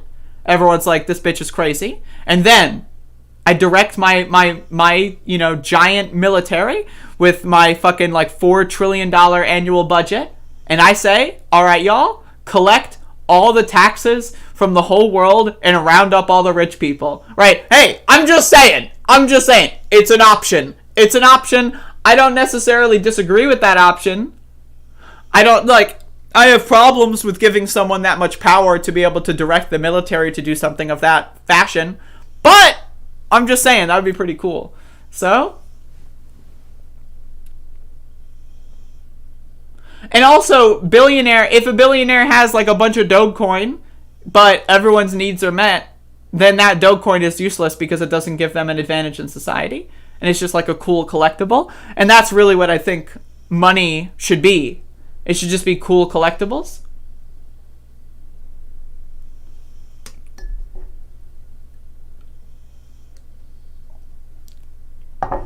Mexican drug cartels are what anarcho-capitalism would look like. Literal warfare for market share. I think my contention is that the difference between anarcho-capitalism and capitalism is meaningless. There is no difference. Because what is the world we live in? Anarcho-capitalist. Now, again, if you are a capitalist and you've got billions and billions and billions of dollars and your goal in life is to grow that wealth and pass it on to your children and make sure that your children don't have to pay their fair share, right? If that is your goal in life, you're going to construct a state that looks awfully similar like the United States. I'm just saying. Okay, so look at the United States. Look at specifically in the context of the United States, right?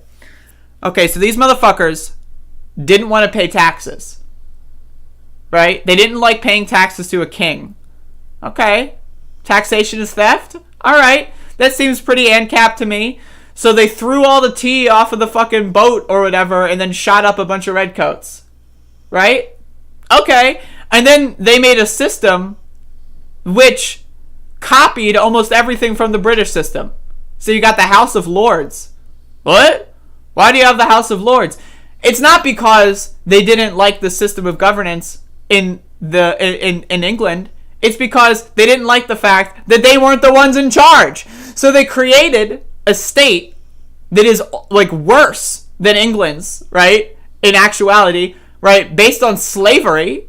Created a system of governance where slave owners controlled Congress, and slave owners still, the descendants of slave owners, still control Congress to this day.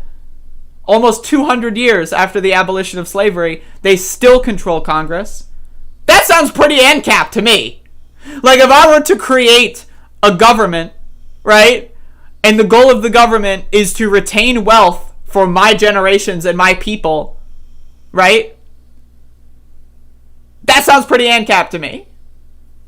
So I'm just throwing that out there, that really, what is the functional difference of living in an ANCAP world versus right now? Because it's not like if you want to say living in an ANCAP world, on day one, the first day of the Minecraft server, right, where there's no governments yet, okay. If that's okay, all right. But that eventually there's going to be governments form. Eventually there's going to be coalitions that form. Eventually there's going to be cities that form, and those cities are going to have politics, and those cities are going to have leaders, and those cities are going to have ways that they discuss and associate and do that thing. And then a state that looks awfully similar to the United States would arise. So I'm just saying that what is the functional difference between anarcho-capitalism and late-stage capitalism and capitalism in general? Capitalism in general is the problem. Anarcho-capitalism is the same as feudalism, is the same as mercantilism, is the same as fucking late-stage capitalism, it's all the same thing. It's all capitalism. It's just different levels. It's just different time periods within a capitalist framework. You're telling me, okay, 500 years ago, all the white motherfuckers decided to roam the planet. They're they discovered this new world, and their first idea was to roam the planet, steal all of the natural resources, kill all of the local inhabitants, commit mass murder and genocide, steal everything from South America, from Africa, for example, right? Bring it all to these European countries, and then move some of that wealth over to the New World to make your own colonized country, right? You're telling me that that's a fair playing field, that we can just go back? I don't know, man. We need to do some serious wealth redistribution. The most rare minerals, the most rare jewels and rocks and compounds on Earth are found in Africa, right? Yet Africa's the poorest continent. What? I'm just rambling at this point, but I mean, that's crazy. That's crazy. And again, who are the people in charge right now? The descendants of the descendants of the descendants of the slave owners, who are the descendants of the kings, who are the descendants of the conquerors, and all that crap. All the people that stole all of the money from the rest of the fucking world and hoarded it to themselves, passed it on to their kids, and they all are trying to retain a world where they can continue to do so.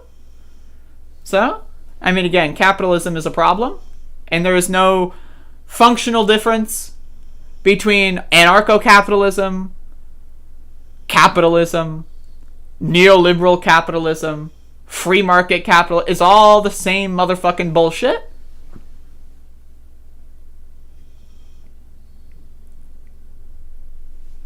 Is cloud being anti-crypto? No one is saying the technology behind cryptocurrencies is terrible. The problem is the mining that hurts the environment, that adds no value. Well, mining isn't essential to the crypto space. That's the thing. Is like Bitcoin is the oldest in technology. There are cryptocurrencies that act fundamentally exactly like Bitcoin and better than Bitcoin that have no ecological impact. That being said, you can make the same argument for video games. Like, do you need to play Crisis on max settings? Why don't you play on low settings? The game is the same either way. Do you need to have that high power video card to play Crisis 3 at uber maximum 420 settings? No. You don't need that. And you're using more power to do that. Do you need that mini fridge? Do you need to have your air conditioner on 20 hours a day? No. But you choose to do that, and that draws more electricity. So again, I think Bitcoin is the logical extreme of having a system that depends on fossil fuels. It just proves that the usage of fossil fuels is something we cannot sustain. And yes, would it be cool if everyone stopped mining Bitcoin or whatever, and like the world was perfect because, you know, we could then end the energy crisis? Great. But that's not going to happen. Right? And the best way to fix the problem is not to ban Bitcoin, because that still leaves us in a problem where we have an energy crisis. The best solution would be to fix the fucking energy crisis. So when people mine Bitcoin, they're not using fossil fuels. When people mine Bitcoin, they're using green energy. You know what I mean? Yeah, Joe Chen. I'm backing up Joe Chen here. Everyone drives a car. Actually, I don't know how to drive. Eats meat. Actually, I don't eat meat. Flies around the world. Actually, I haven't flown in a long time. No problem. But Bitcoin is bad? I don't mind Bitcoin. I just trade it on the internet. So I'm the winner. I'm the ultimate moral winner of this. As Joe Chen is put it out, I am the winner. I have the Uber graphics card to play games on medium settings. There you go.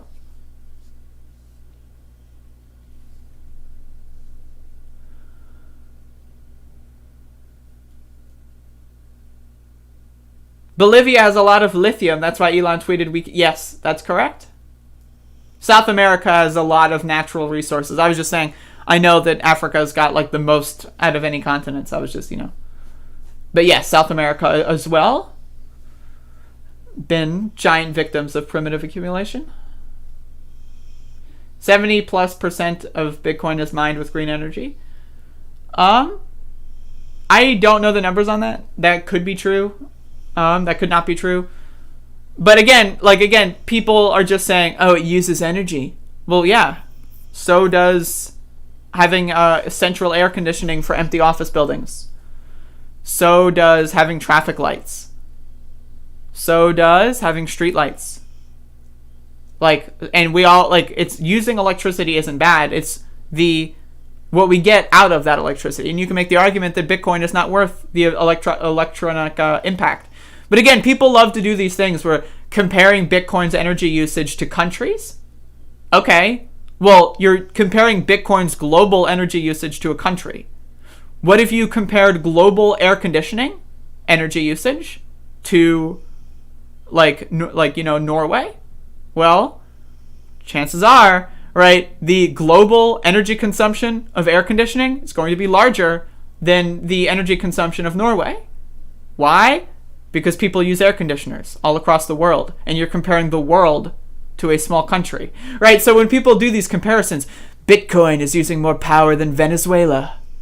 Okay, Bitcoin is all around the globe. It is a global thing that people use. That's like comparing how much electricity is used on refrigerators across the world versus the entire energy consumption of Venezuela.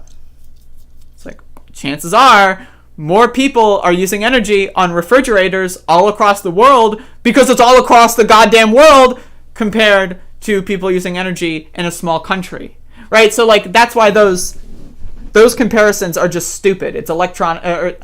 It's intellectually dishonest.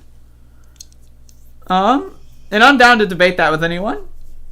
I don't have like a maximalist position either way. Like, I respect people who don't give a fuck about cryptocurrencies. I respect that. Do your own thing. We should begin a hold your breath campaign to preserve CO2. There you go.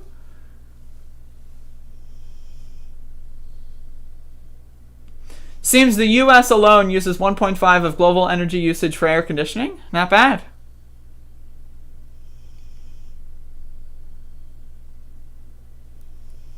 I mean, anyone that denies climate change at this point is a dumb motherfucker. Like, they're just stupid. Like, you can just laugh at them and fucking, like, you know, give them a wedgie and shove them in a locker because they're a dumb motherfucker. China's green energy could satisfy almost all of USA's energy needs. I don't know enough about that subject.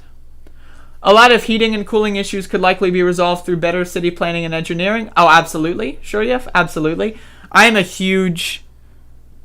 think what we need to do is we all need to go to space. I think every single human, except for maybe, you know, a couple, you know, anyone that stays behind for the following project, right?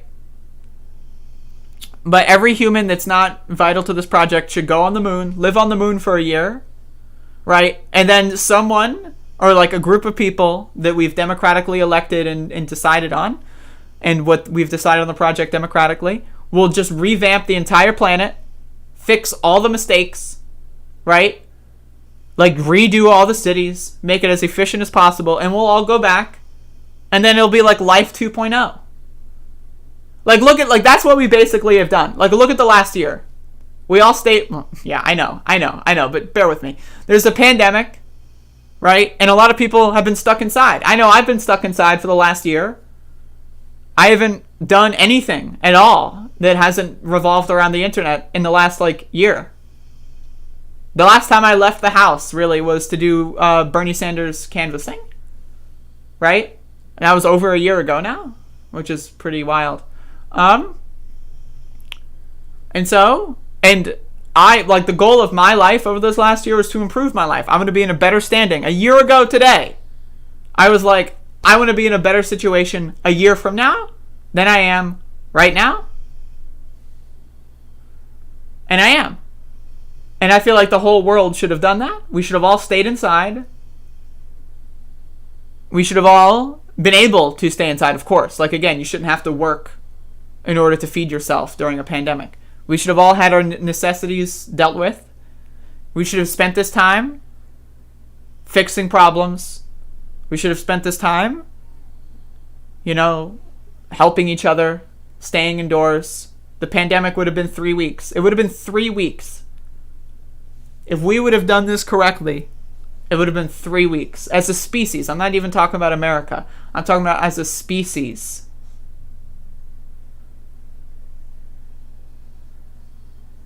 But we chose not to. And now there's a lot of dead people. And it sucks. I'm sorry, but the subset of Bitcoin energy compared to the subset of AUs is a bad comparison. I disagree, Bob Carmody. I think the disagreement comes from you don't see Bitcoin as having inherent value and other people do. I see it as having inherent value. For the same reason I believe in modern monetary theory. My reasoning for believing in both that Bitcoin has value and that modern monetary theory proves that we can print trillions of dollars is the same. And my reasoning is that money is fake. It all means nothing. The only thing it represents is how we treat each other. And what we will agree upon in an exchange. I think Bitcoin is just as valuable as the United States dollar. And realistically speaking, I guess realistically is not the best Realistically, obviously, the United States dollar is way more valuable. But I mean, logically speaking, I suppose. Like, they have similar, you know? I wouldn't classify Bitcoin as a collectible.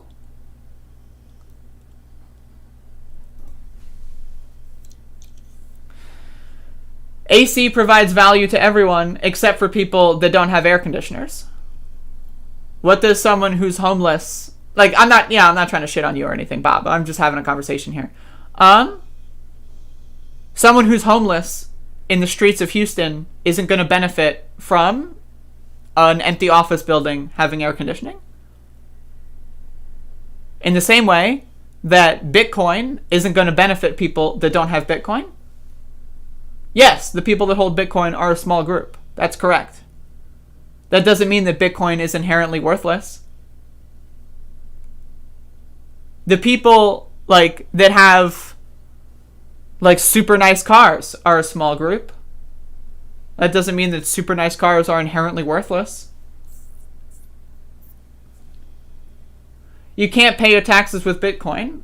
You don't need to pay. I can't pay my taxes with Yu-Gi-Oh cards or PlayStation 1 games. That doesn't mean that they don't have value. Like, look at, like, I've got a giant PS1 collection right there. And that's not even it. That's like half of it. Because I don't have my other shelf set up. I can't pay my taxes with that. That doesn't mean it's worthless.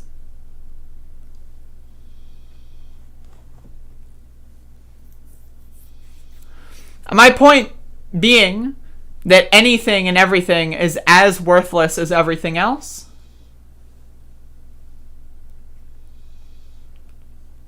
When it comes to money.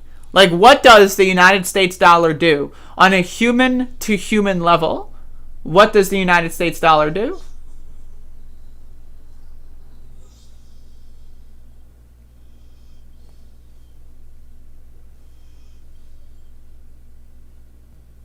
Games are more valuable to you. My audio CD collection is valuable to me. Exactly, Bob. And for some people, Bitcoin is valuable to them. That's all I'm saying. And yes, is the problem with mining a problem? Sure. Absolutely. But the answer to that problem is not banning Bitcoin. The answer to that problem is green energy, in my estimation. And the answer to that problem isn't banning Bitcoin when it comes to tax evasion. Because, especially with Bitcoin, you can find out how much money someone has in Bitcoin. Like, I'm sure a lot of these people are trying their hardest to, like, hide their Bitcoin. Like Elon Musk, I'm sure he's trying to hide his Bitcoin as much as he can. But every transaction is public on the blockchain. With enough investigations, I'm sure you could find how much money this person has. And really, on a human-to-human level, like, what's stopping you from including that into their valuation and then saying you have to pay tax on that valuation? Like, yeah, sure, technically, Elon Musk could just never give us the private key and the Bitcoin is in his ownership forever. That's correct. But as a society, we can say we will send you to jail if you don't pay taxes on the money that you own, including the Bitcoin. And, you know, and you can pay taxes in the form of land in US dollars. You can pay taxes in the form of selling your companies to public ownership.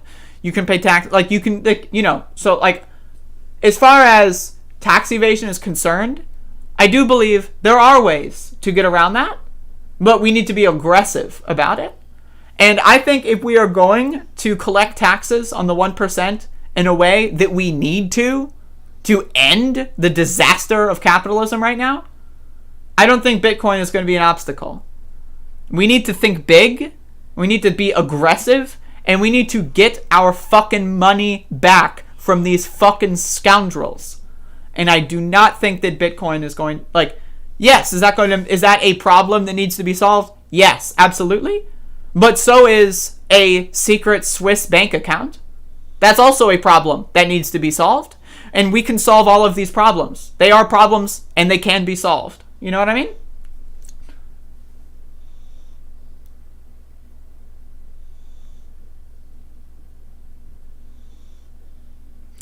Bitcoin is taxable if the government wants to tax it. If you have Bitcoin, at this point, you are obligated to disclose your holdings and tax forms as an investment. Now, again, you could lie. Like, for example, if you have your money on an exchange and your social security number is tied to that exchange, they will report your holdings to the IRS. But let's say you got Bitcoin or other cryptocurrencies without an exchange. Let's say, you just have a wallet somewhere and no one knows about it except the buddy that, let's say you paid under the table to send you the crypto, right? And so it's not tracked by the IRS. Now, yes, that is taxable, but you're not reporting it. Therefore, you're not paying taxes on it. Yes, that's how people dodge taxes. But again, people dodge taxes in all kinds of ways. People dodge taxes just because they lie and they don't get audited. People dodge taxes because they just misreport their income, not because they have it stashed away in crypto, but because they're just lying about it. Like, look at Donald Trump. He just lies about his taxes and paid less taxes because he just lied. He just misreported his income. He misreported his holdings. And you can do that with or without cryptocurrency. And so if we're going to go after that as a concept, if we're going to go after that of tax avoidance, we need to be aggressive, and we need to be so aggressive that Bitcoin is not going to be the thing that stops us.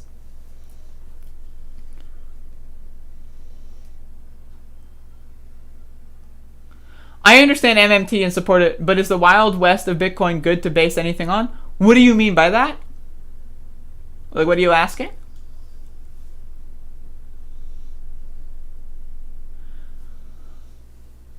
Cloud, you buy things with it, you don't use it directly. You're talking about cryptocurrencies?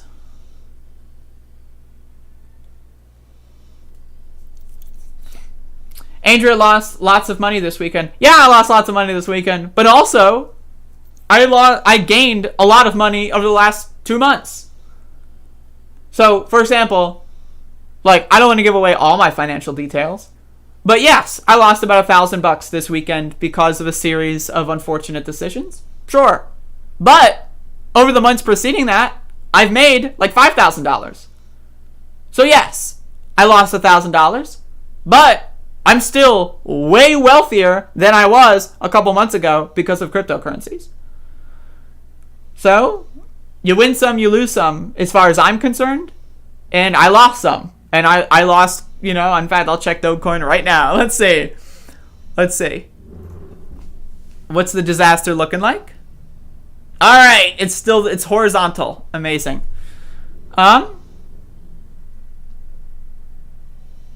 So, yeah, like, am I peeved that I fucked up?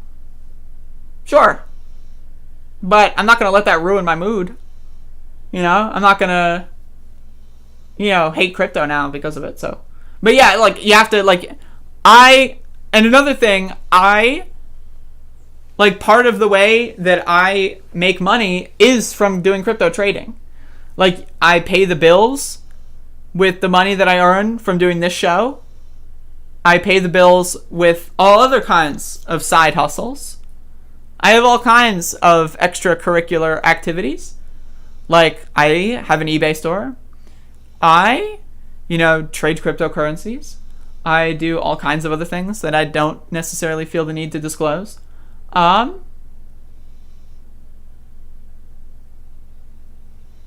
If we base groceries on Doge, then bread is now $8,000 a loaf. Well, we're not going to do that. Like, no one's arguing that. Well, maybe there's like some like Redditor who's like Elon Musk fan 420 on Reddit is saying that, but no one's saying that we're going to use Dogecoin to buy groceries. That's not what I feel like the crypto is used for.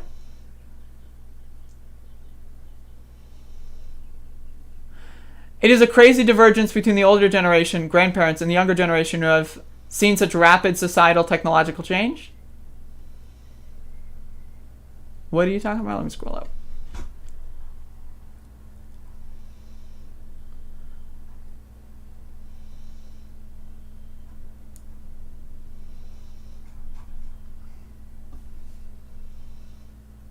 When are we going to take after the Spyro universe and start using cryptocurrency? That's amazing. was worth the risk, Andrea. It will likely go back up. We'll see. I mean, again, 3 days from now, I might be saying, yo, I made $5,000 on Dogecoin. It might be $10,000 up overall. You know what I mean? So it's like, I could be in a good position. Right now, I'm not in a great position.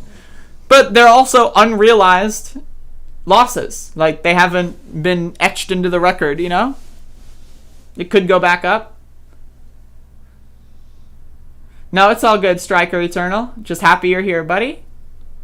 You might notice that every other person besides Mr. Freak that you may know from the last time you watched my stream is gone. Like, they're long gone. So, I don't, like, you can talk about whatever you want. I'm just throwing that out there. US dollars don't have the same impact on the environment. Well, I just don't understand why you're comparing them. Like, they all have different use cases. Like, for example, I have a cryptocurrency on a website called Hive, right? And I'll show this on stream. I'll show this live. So this is my Hive page, right? This is a social media based platform, and I post all my videos here and stuff. In fact, the live stream is here right now, and you might be seeing that I make money on these posts, right? So not all cryptocurrencies are just like Bitcoin where you transact it. There are certain cryptocurrencies, like the Hive cryptocurrency, that is generated by posting videos or other social media posts on this platform. And you can look at my wallet, right? This is all public. I'm redeeming some rewards, baby. Don't worry about that. And you can look at how much money I have. $6,000 in cryptocurrency. That's amazing, right? And this is all from just like posting meme videos over the course of like 3 years now. Because I posted my videos on this platform for like 3 years. I've got like $7,000. So, like, not all cryptocurrencies are you buy it and you hope it goes up. I've got another way that I make money on crypto. And that is with the Brave browser. And again, I'm not a professional. I'm not necessarily advertising this stuff. The Brave browser. It's a offshoot of Google Chrome. And it generates cryptocurrency by blocking advertisements. It has its built-in ad block that works really well, I have to say. And it replaces advertisements with optional Brave advertisements. So you can turn that off if you want, and then all ads are blocked. But you can also make the option to, all right, you're doing this ad blocking for me, right, on all of these pages. And then you'll have your own ads, and then you generate cryptocurrency by clicking those ads. And so you can just click the ad and then close the tab immediately. And over the last year and a half of using the Brave browser, I made $1,000 in basic attention tokens. So, yeah, so like cryptocurrency is not you just buy it and you hope it goes up and then you use it for groceries. Cryptocurrency can be used in all kinds of different ways.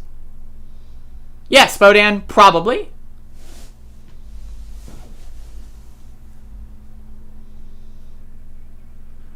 No, these are unrealized gains and or unrealized losses. I have not sold, therefore they are worthless.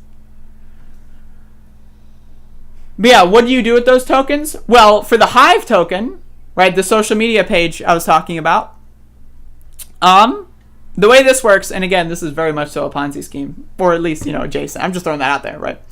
So, there are 3 different tokens on this platform, right? There's Hive, tradable. So let's say I have 384 Hive tokens. These are worth about 70 cents or so.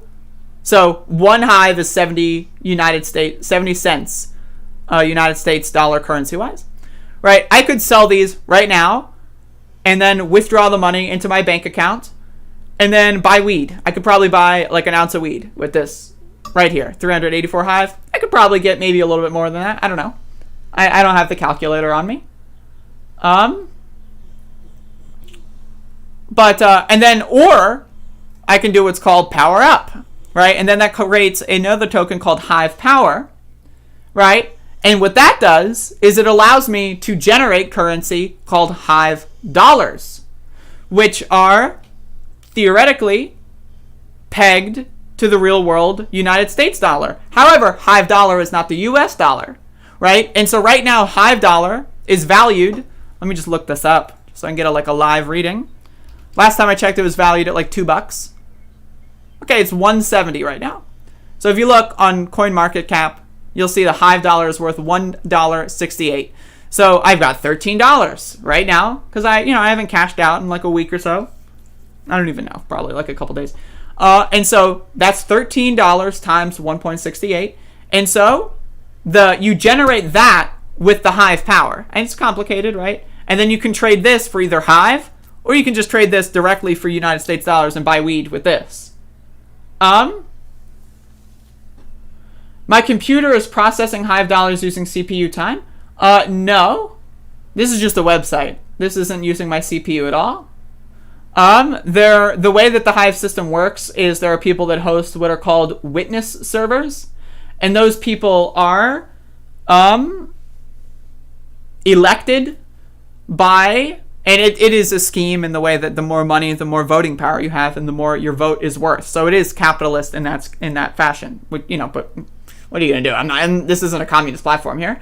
And so those people have servers, and there's I think 30 or 40 of them. And so they basically have multiple servers that they run the whole blockchain on. And let's say one of them decides to be a fucker and turn their shit offline.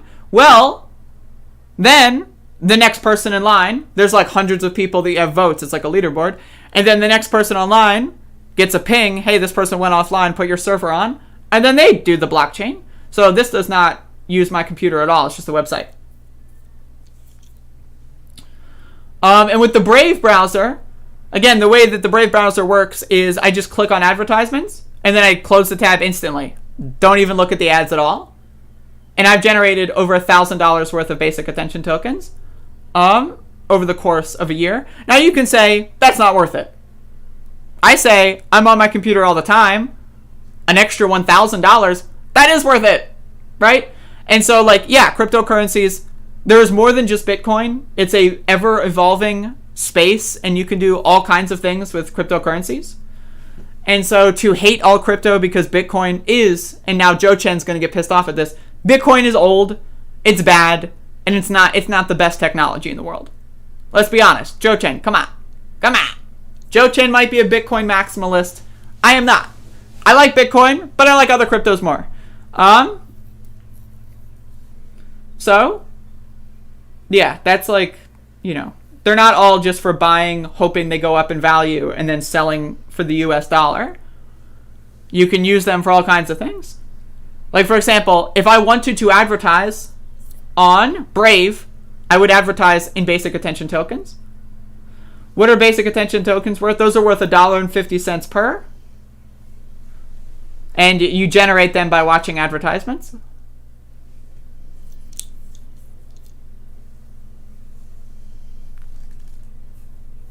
It is the internet of money. I agree with that comparison. Yeah, Striker Eternal, you should definitely go back and watch all of the episodes of the Goddammit podcast. I feel like you would appreciate that content.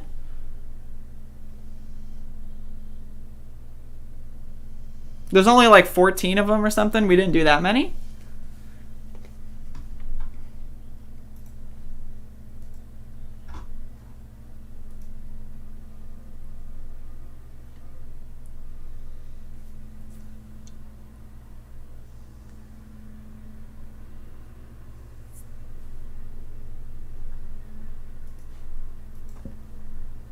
Very memorable characters. Hell yeah.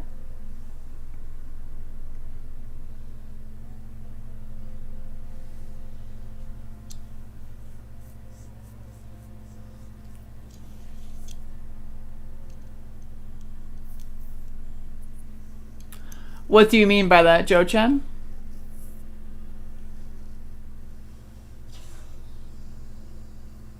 Deregulated money is bad money, can be market manipulated too easily. I say we just abolish market manipulation and we abolish the necessity of relying on money for life.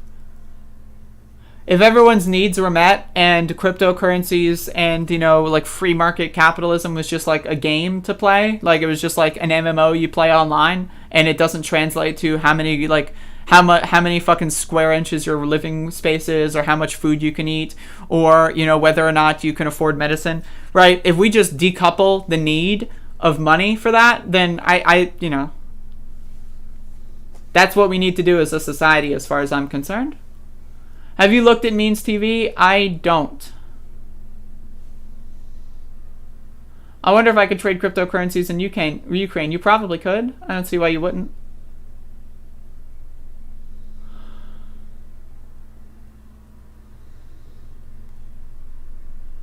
I like that sovereign countries can print their own dollars and they can theoretically be spent in a democratic way. I don't see that as possible. It isn't possible with cryptocurrency. You could make your own cryptocurrency and you could spend that in your own way that you see fit. In the same way that you could make a dollar. Right? Like, where you could, print out, SpongeBob dollars and give them to your friends in your, communist commune or whatever the fuck. Well, I mean, I don't know why you'd have money in a commune, but you know what I mean. Let's say you're pretending. You're having a little, pretend sesh. There is one internet. I don't think that's correct, Joe Chen. There are, in fact, other internets. When you want to do other things, you can go to another internet. So I don't disagree. I don't agree with that, to be honest. Andrea has a famous person's name. Your whole name. It rings that way to me. You think so? Why is that?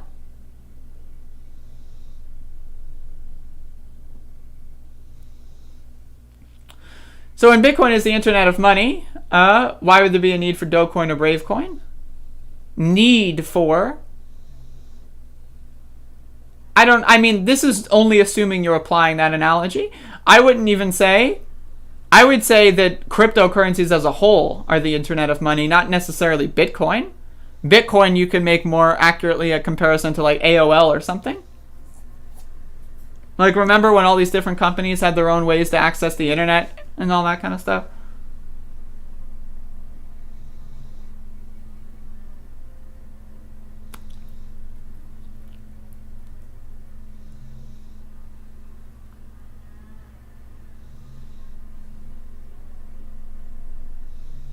And also, there being a need for something and that thing existing or whether or not it should exist are two different calculations.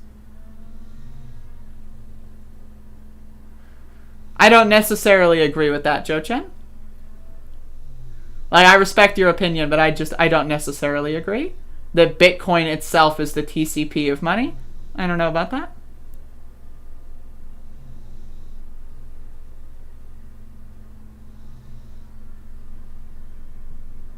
Unless you mean blockchain. But again, blockchain isn't synonymous with Bitcoin. Bitcoin uses blockchain technology. You know what I mean? Governments need to spend money they print to provide healthcare, etc.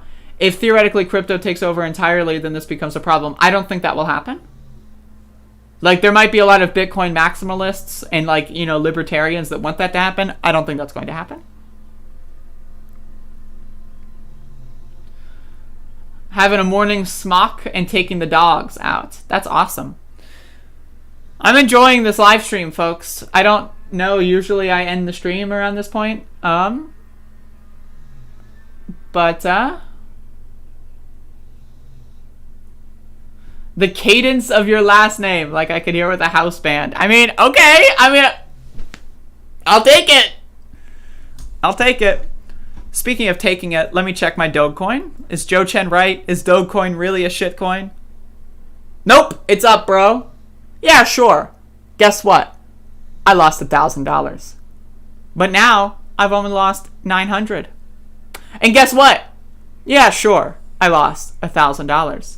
But I put in another $10 when it was low, and that $10 turned into $11, and therefore that counteracts the fact that I lost $1,000 because I gained $1. Bringing it back, folks.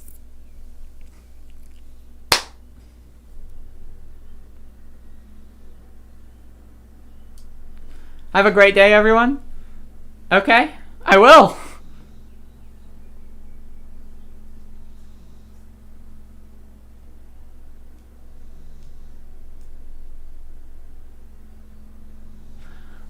If Doge goes to 10 cents from where it is right now, I will cry myself to sleep for the rest of my life. I'm telling you that right now. If Dogecoin goes from 28 cents to 10 cents, I will cry myself to sleep. But unless, look at the Dogecoin charts, by the way. That shit just spiked. It just went from 25 to 28. Up, up, up. We're bringing it back, folks. My life savings. It's on its way up. Joe Chen.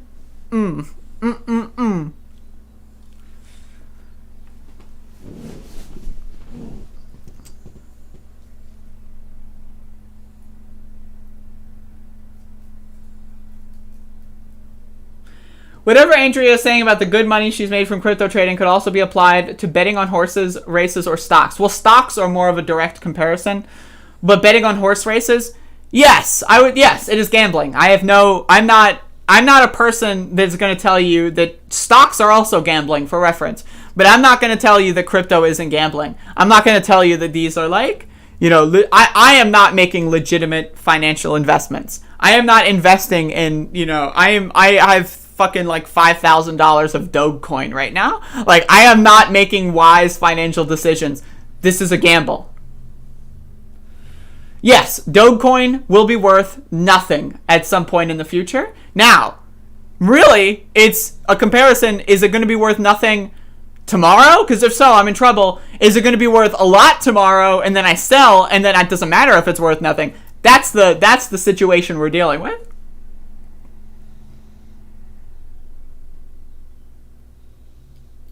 I played the penny stocks during the internet bubble, and trust me, anything is possible. Anything is, in fact, possible. I can agree with that.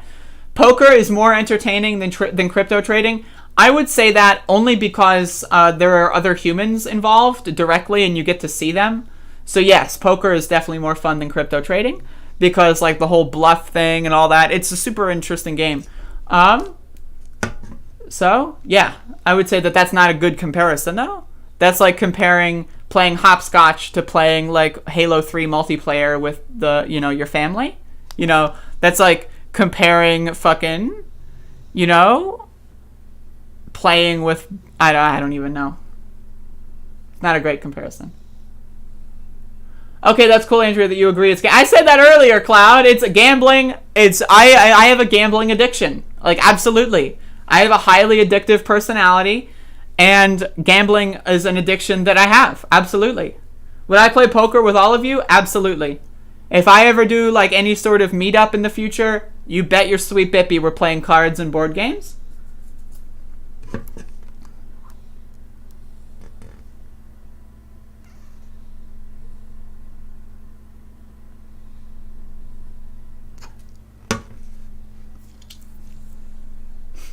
Would you sell it and cut your losses, reinvest when it's low? I did that. I've been doing that, yes.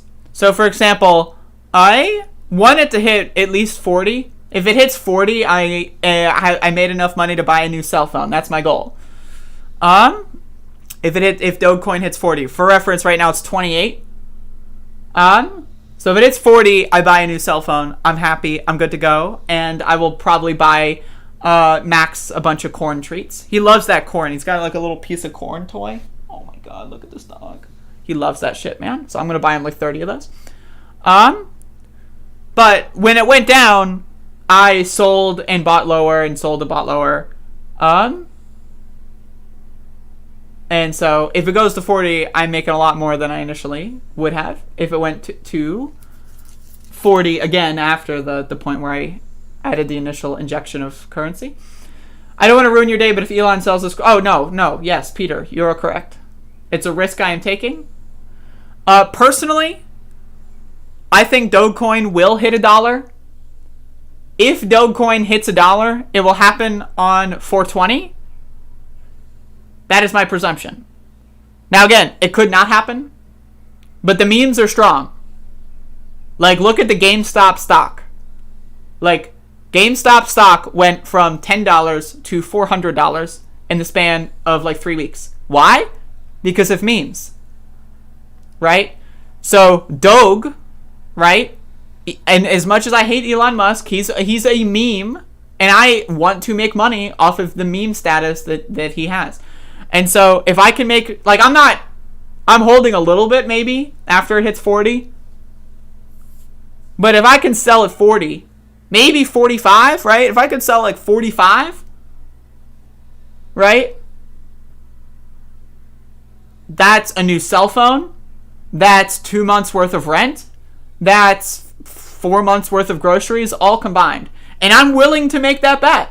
I do think, and again, if I don't, and if it goes down to zero, which is possible, right? That's possible. Then, okay, I don't buy a new cell phone, and I still have enough money to provide for myself for the next few months, and it's not free money. It's just, I lose money that I didn't have in the first place, essentially. But I'm down to shit talk about crypto all day, man. This is my shit, bro. I forgot about Jacobin today. I will definitely be watching it. I have not watched the Jacobin show since, since the casting change, last year. I just, No offense to them. I mean, sometimes I tune in, but I am not a regular viewer. As your broker, I'd advise you to sell at 40. That's it. I'm holding. I'm holding to 50 now. The pressure campaign. I'm holding to 50.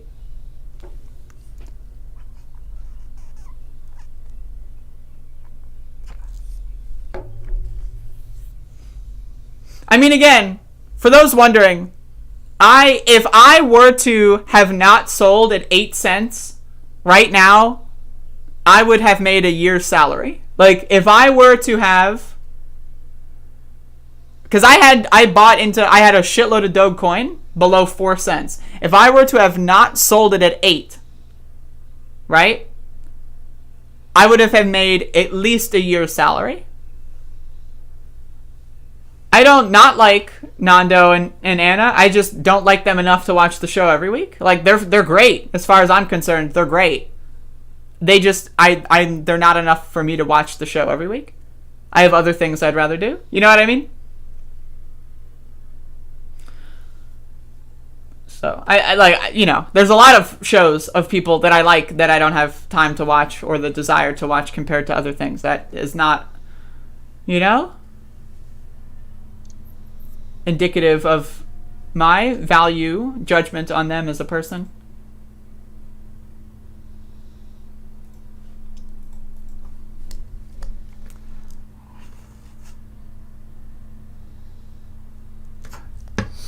I appreciate that, like, Anna Kasparian is like a secret Marxist or like a secret communist. Like, I don't know, she has sometimes these lib moments, but it happens. It's, it's okay. But I do appreciate that, like, she's a lot more radical than she was like a year ago. And so, like, I like TYT a lot more because of that. But I still don't watch TYT. That being said, I still don't watch TYT.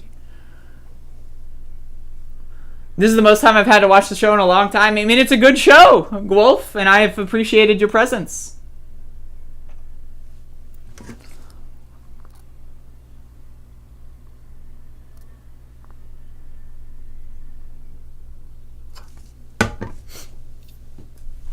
Alright, so because Dogecoin jumped up again, I'm going to check how much money I'm down. Alright, awesome. So I'm only down $700 compared to 48 hours ago. Now again, right, I'm still up a couple thousand. So it's like, feeling pretty good about that. But, I'm just throwing my crypto stories out there. It's something I do. She said MB pulled her much further to the left than she was before she met him. I as someone who has known of Anna before, like, they started doing content together, I definitely can see that. That's very noticeable. I bet it would be hilarious for all of you to play games with me IRL. I would love to play video games with every single person in this chat room. Like, again, I would love to, when the pandemic's right? Like, who knows? Like, 3 years from now, it could be like, oh, we thought the pandemic would be over. Look at this bitch. She thought the pandemic would be over in 2021. Ha ha ha. Right? But, hey, if the pandemic ever ends, I would love to do live shows, meetups, and play board games, play video games, do drugs with every single person in this chat room that is willing to do so with me. That's something I would love to do. Absolutely.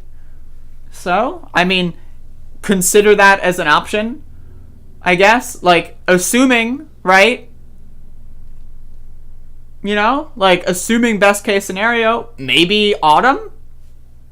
I don't know.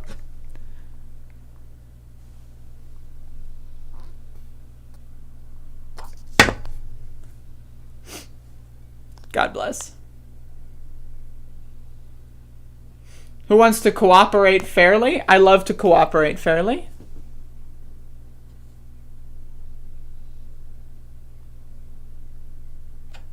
I should also do t-shirts and merchandise, man. I should. Like, okay, y'all. Real talk. How much money would I make? What do you think? From this audience. How much money would I grift from this audience if I were to start selling t-shirts, coffee mugs? We're all coffee drinkers, right? We're all motherfucking coffee drinkers, right? Look, I drank my coffee.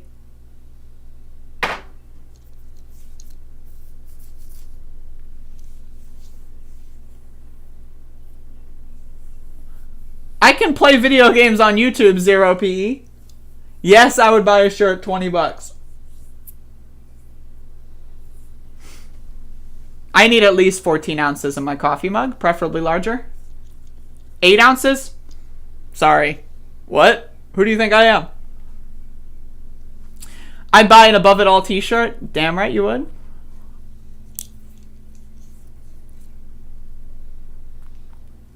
You claim to be a communist and want to sell merch. Unbelievable. In fact... Unbelievable. Y'all, I have breaking news.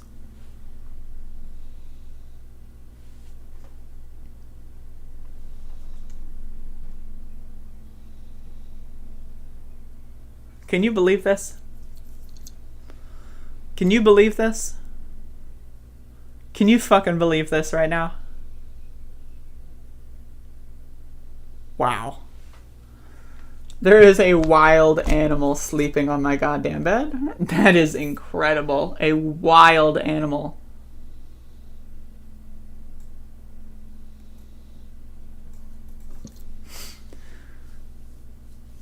You spent $97 on TYT merch last night because there was a discount code. So yeah, I'd buy especially for a giant coffee. $97. You spent $97. Holy shit. Okay. All right. Yes, I will do merchandise. If I can get 97 fucking dollars out of some of y'all, I will do some merchandise. Oh, man. But thank you for the honesty, because that is a motivation. This is a business, folks.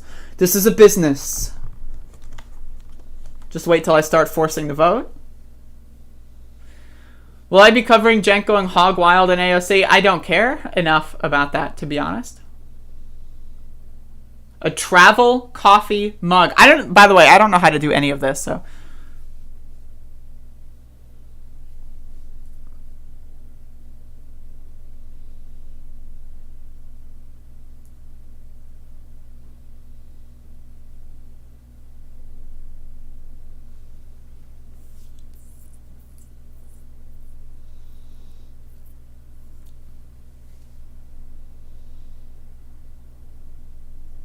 It's not hard to do, I hope.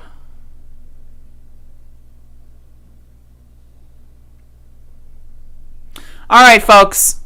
I hope you enjoyed today's extended episodic installation. I hope you have a great day. I hope you have a wonderful evening. If any of you need anything from me, feel free to ask. But also, I am really bad at responding to messages, to be honest. I've been really bad at this lately. I've got like a lot of emails that I haven't responded to. I've got like 18 trillion Twitter DMs that I haven't responded to. I've got like 13 million text messages that I haven't responded to. It is overwhelming sometimes, the amount of attention that I receive, but I appreciate it, and I will try to get to you as soon as possible, and it is not, because I don't like you if I don't respond. It's just because I may have not been in the proper mindset in order to respond to a message. It has nothing to do with even the quality of the message itself. It's just, sometimes I can't do that. So, so anyway, thank you. Y'all have a good one, and I'll see you again later. Again, tomorrow is Sunday Run Day. I will be streaming a lot tomorrow, so if you want the all-day experience, tune in tomorrow. And that's it. There you go. Bada frickin' boom.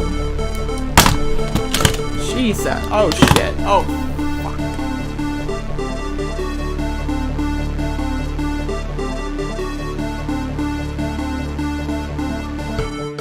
And then they have cans of soup. Soup. And they throw the cans of soup. That's better than a brick because you can't throw a brick. It's too heavy. But a can of soup, you can really put some power into that, right? And then when they get caught, they say, no, this is soup from my family. They're so innocent. This is soup from my family. It's incredible. And you have people coming over with bags of soup, big bags of soup, and they lay it on the ground, and the anarchists take it, and they start throwing it at our cops, at our police. And if it hits you, that's worse than a brick, because it's got force. It's the perfect size. It's like made perfect. And when they get caught, they say, no, this is just soup from my family. And then the media says, this is just soup. These people are very, very innocent. Righteousness versus Satan. Yes, Satan. Because these leftists are evil.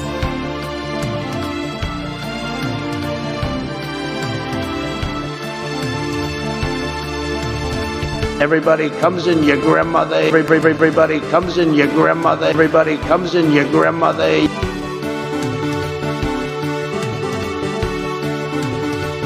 No, seriously, hot sauce. I've been eating a lot of hot sauce, a lot of raw peppers and hot sauce.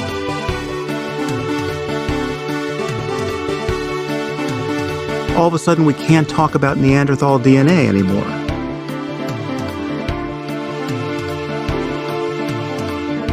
Well, you have to understand, the first time I ever heard of Black Lives Matter, they were chanting, pigs in a blanket, talking about police. Pigs, talking about our police.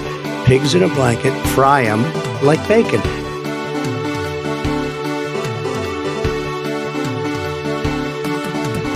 Running against the worst candidate in the history of presidential politics puts pressure on me. Can you imagine if I lose my whole life? What am I going to do? I'm going to say, I lost to the worst candidate in the history of politics. I'm not going to feel so good. Maybe I'll have to leave the country. I don't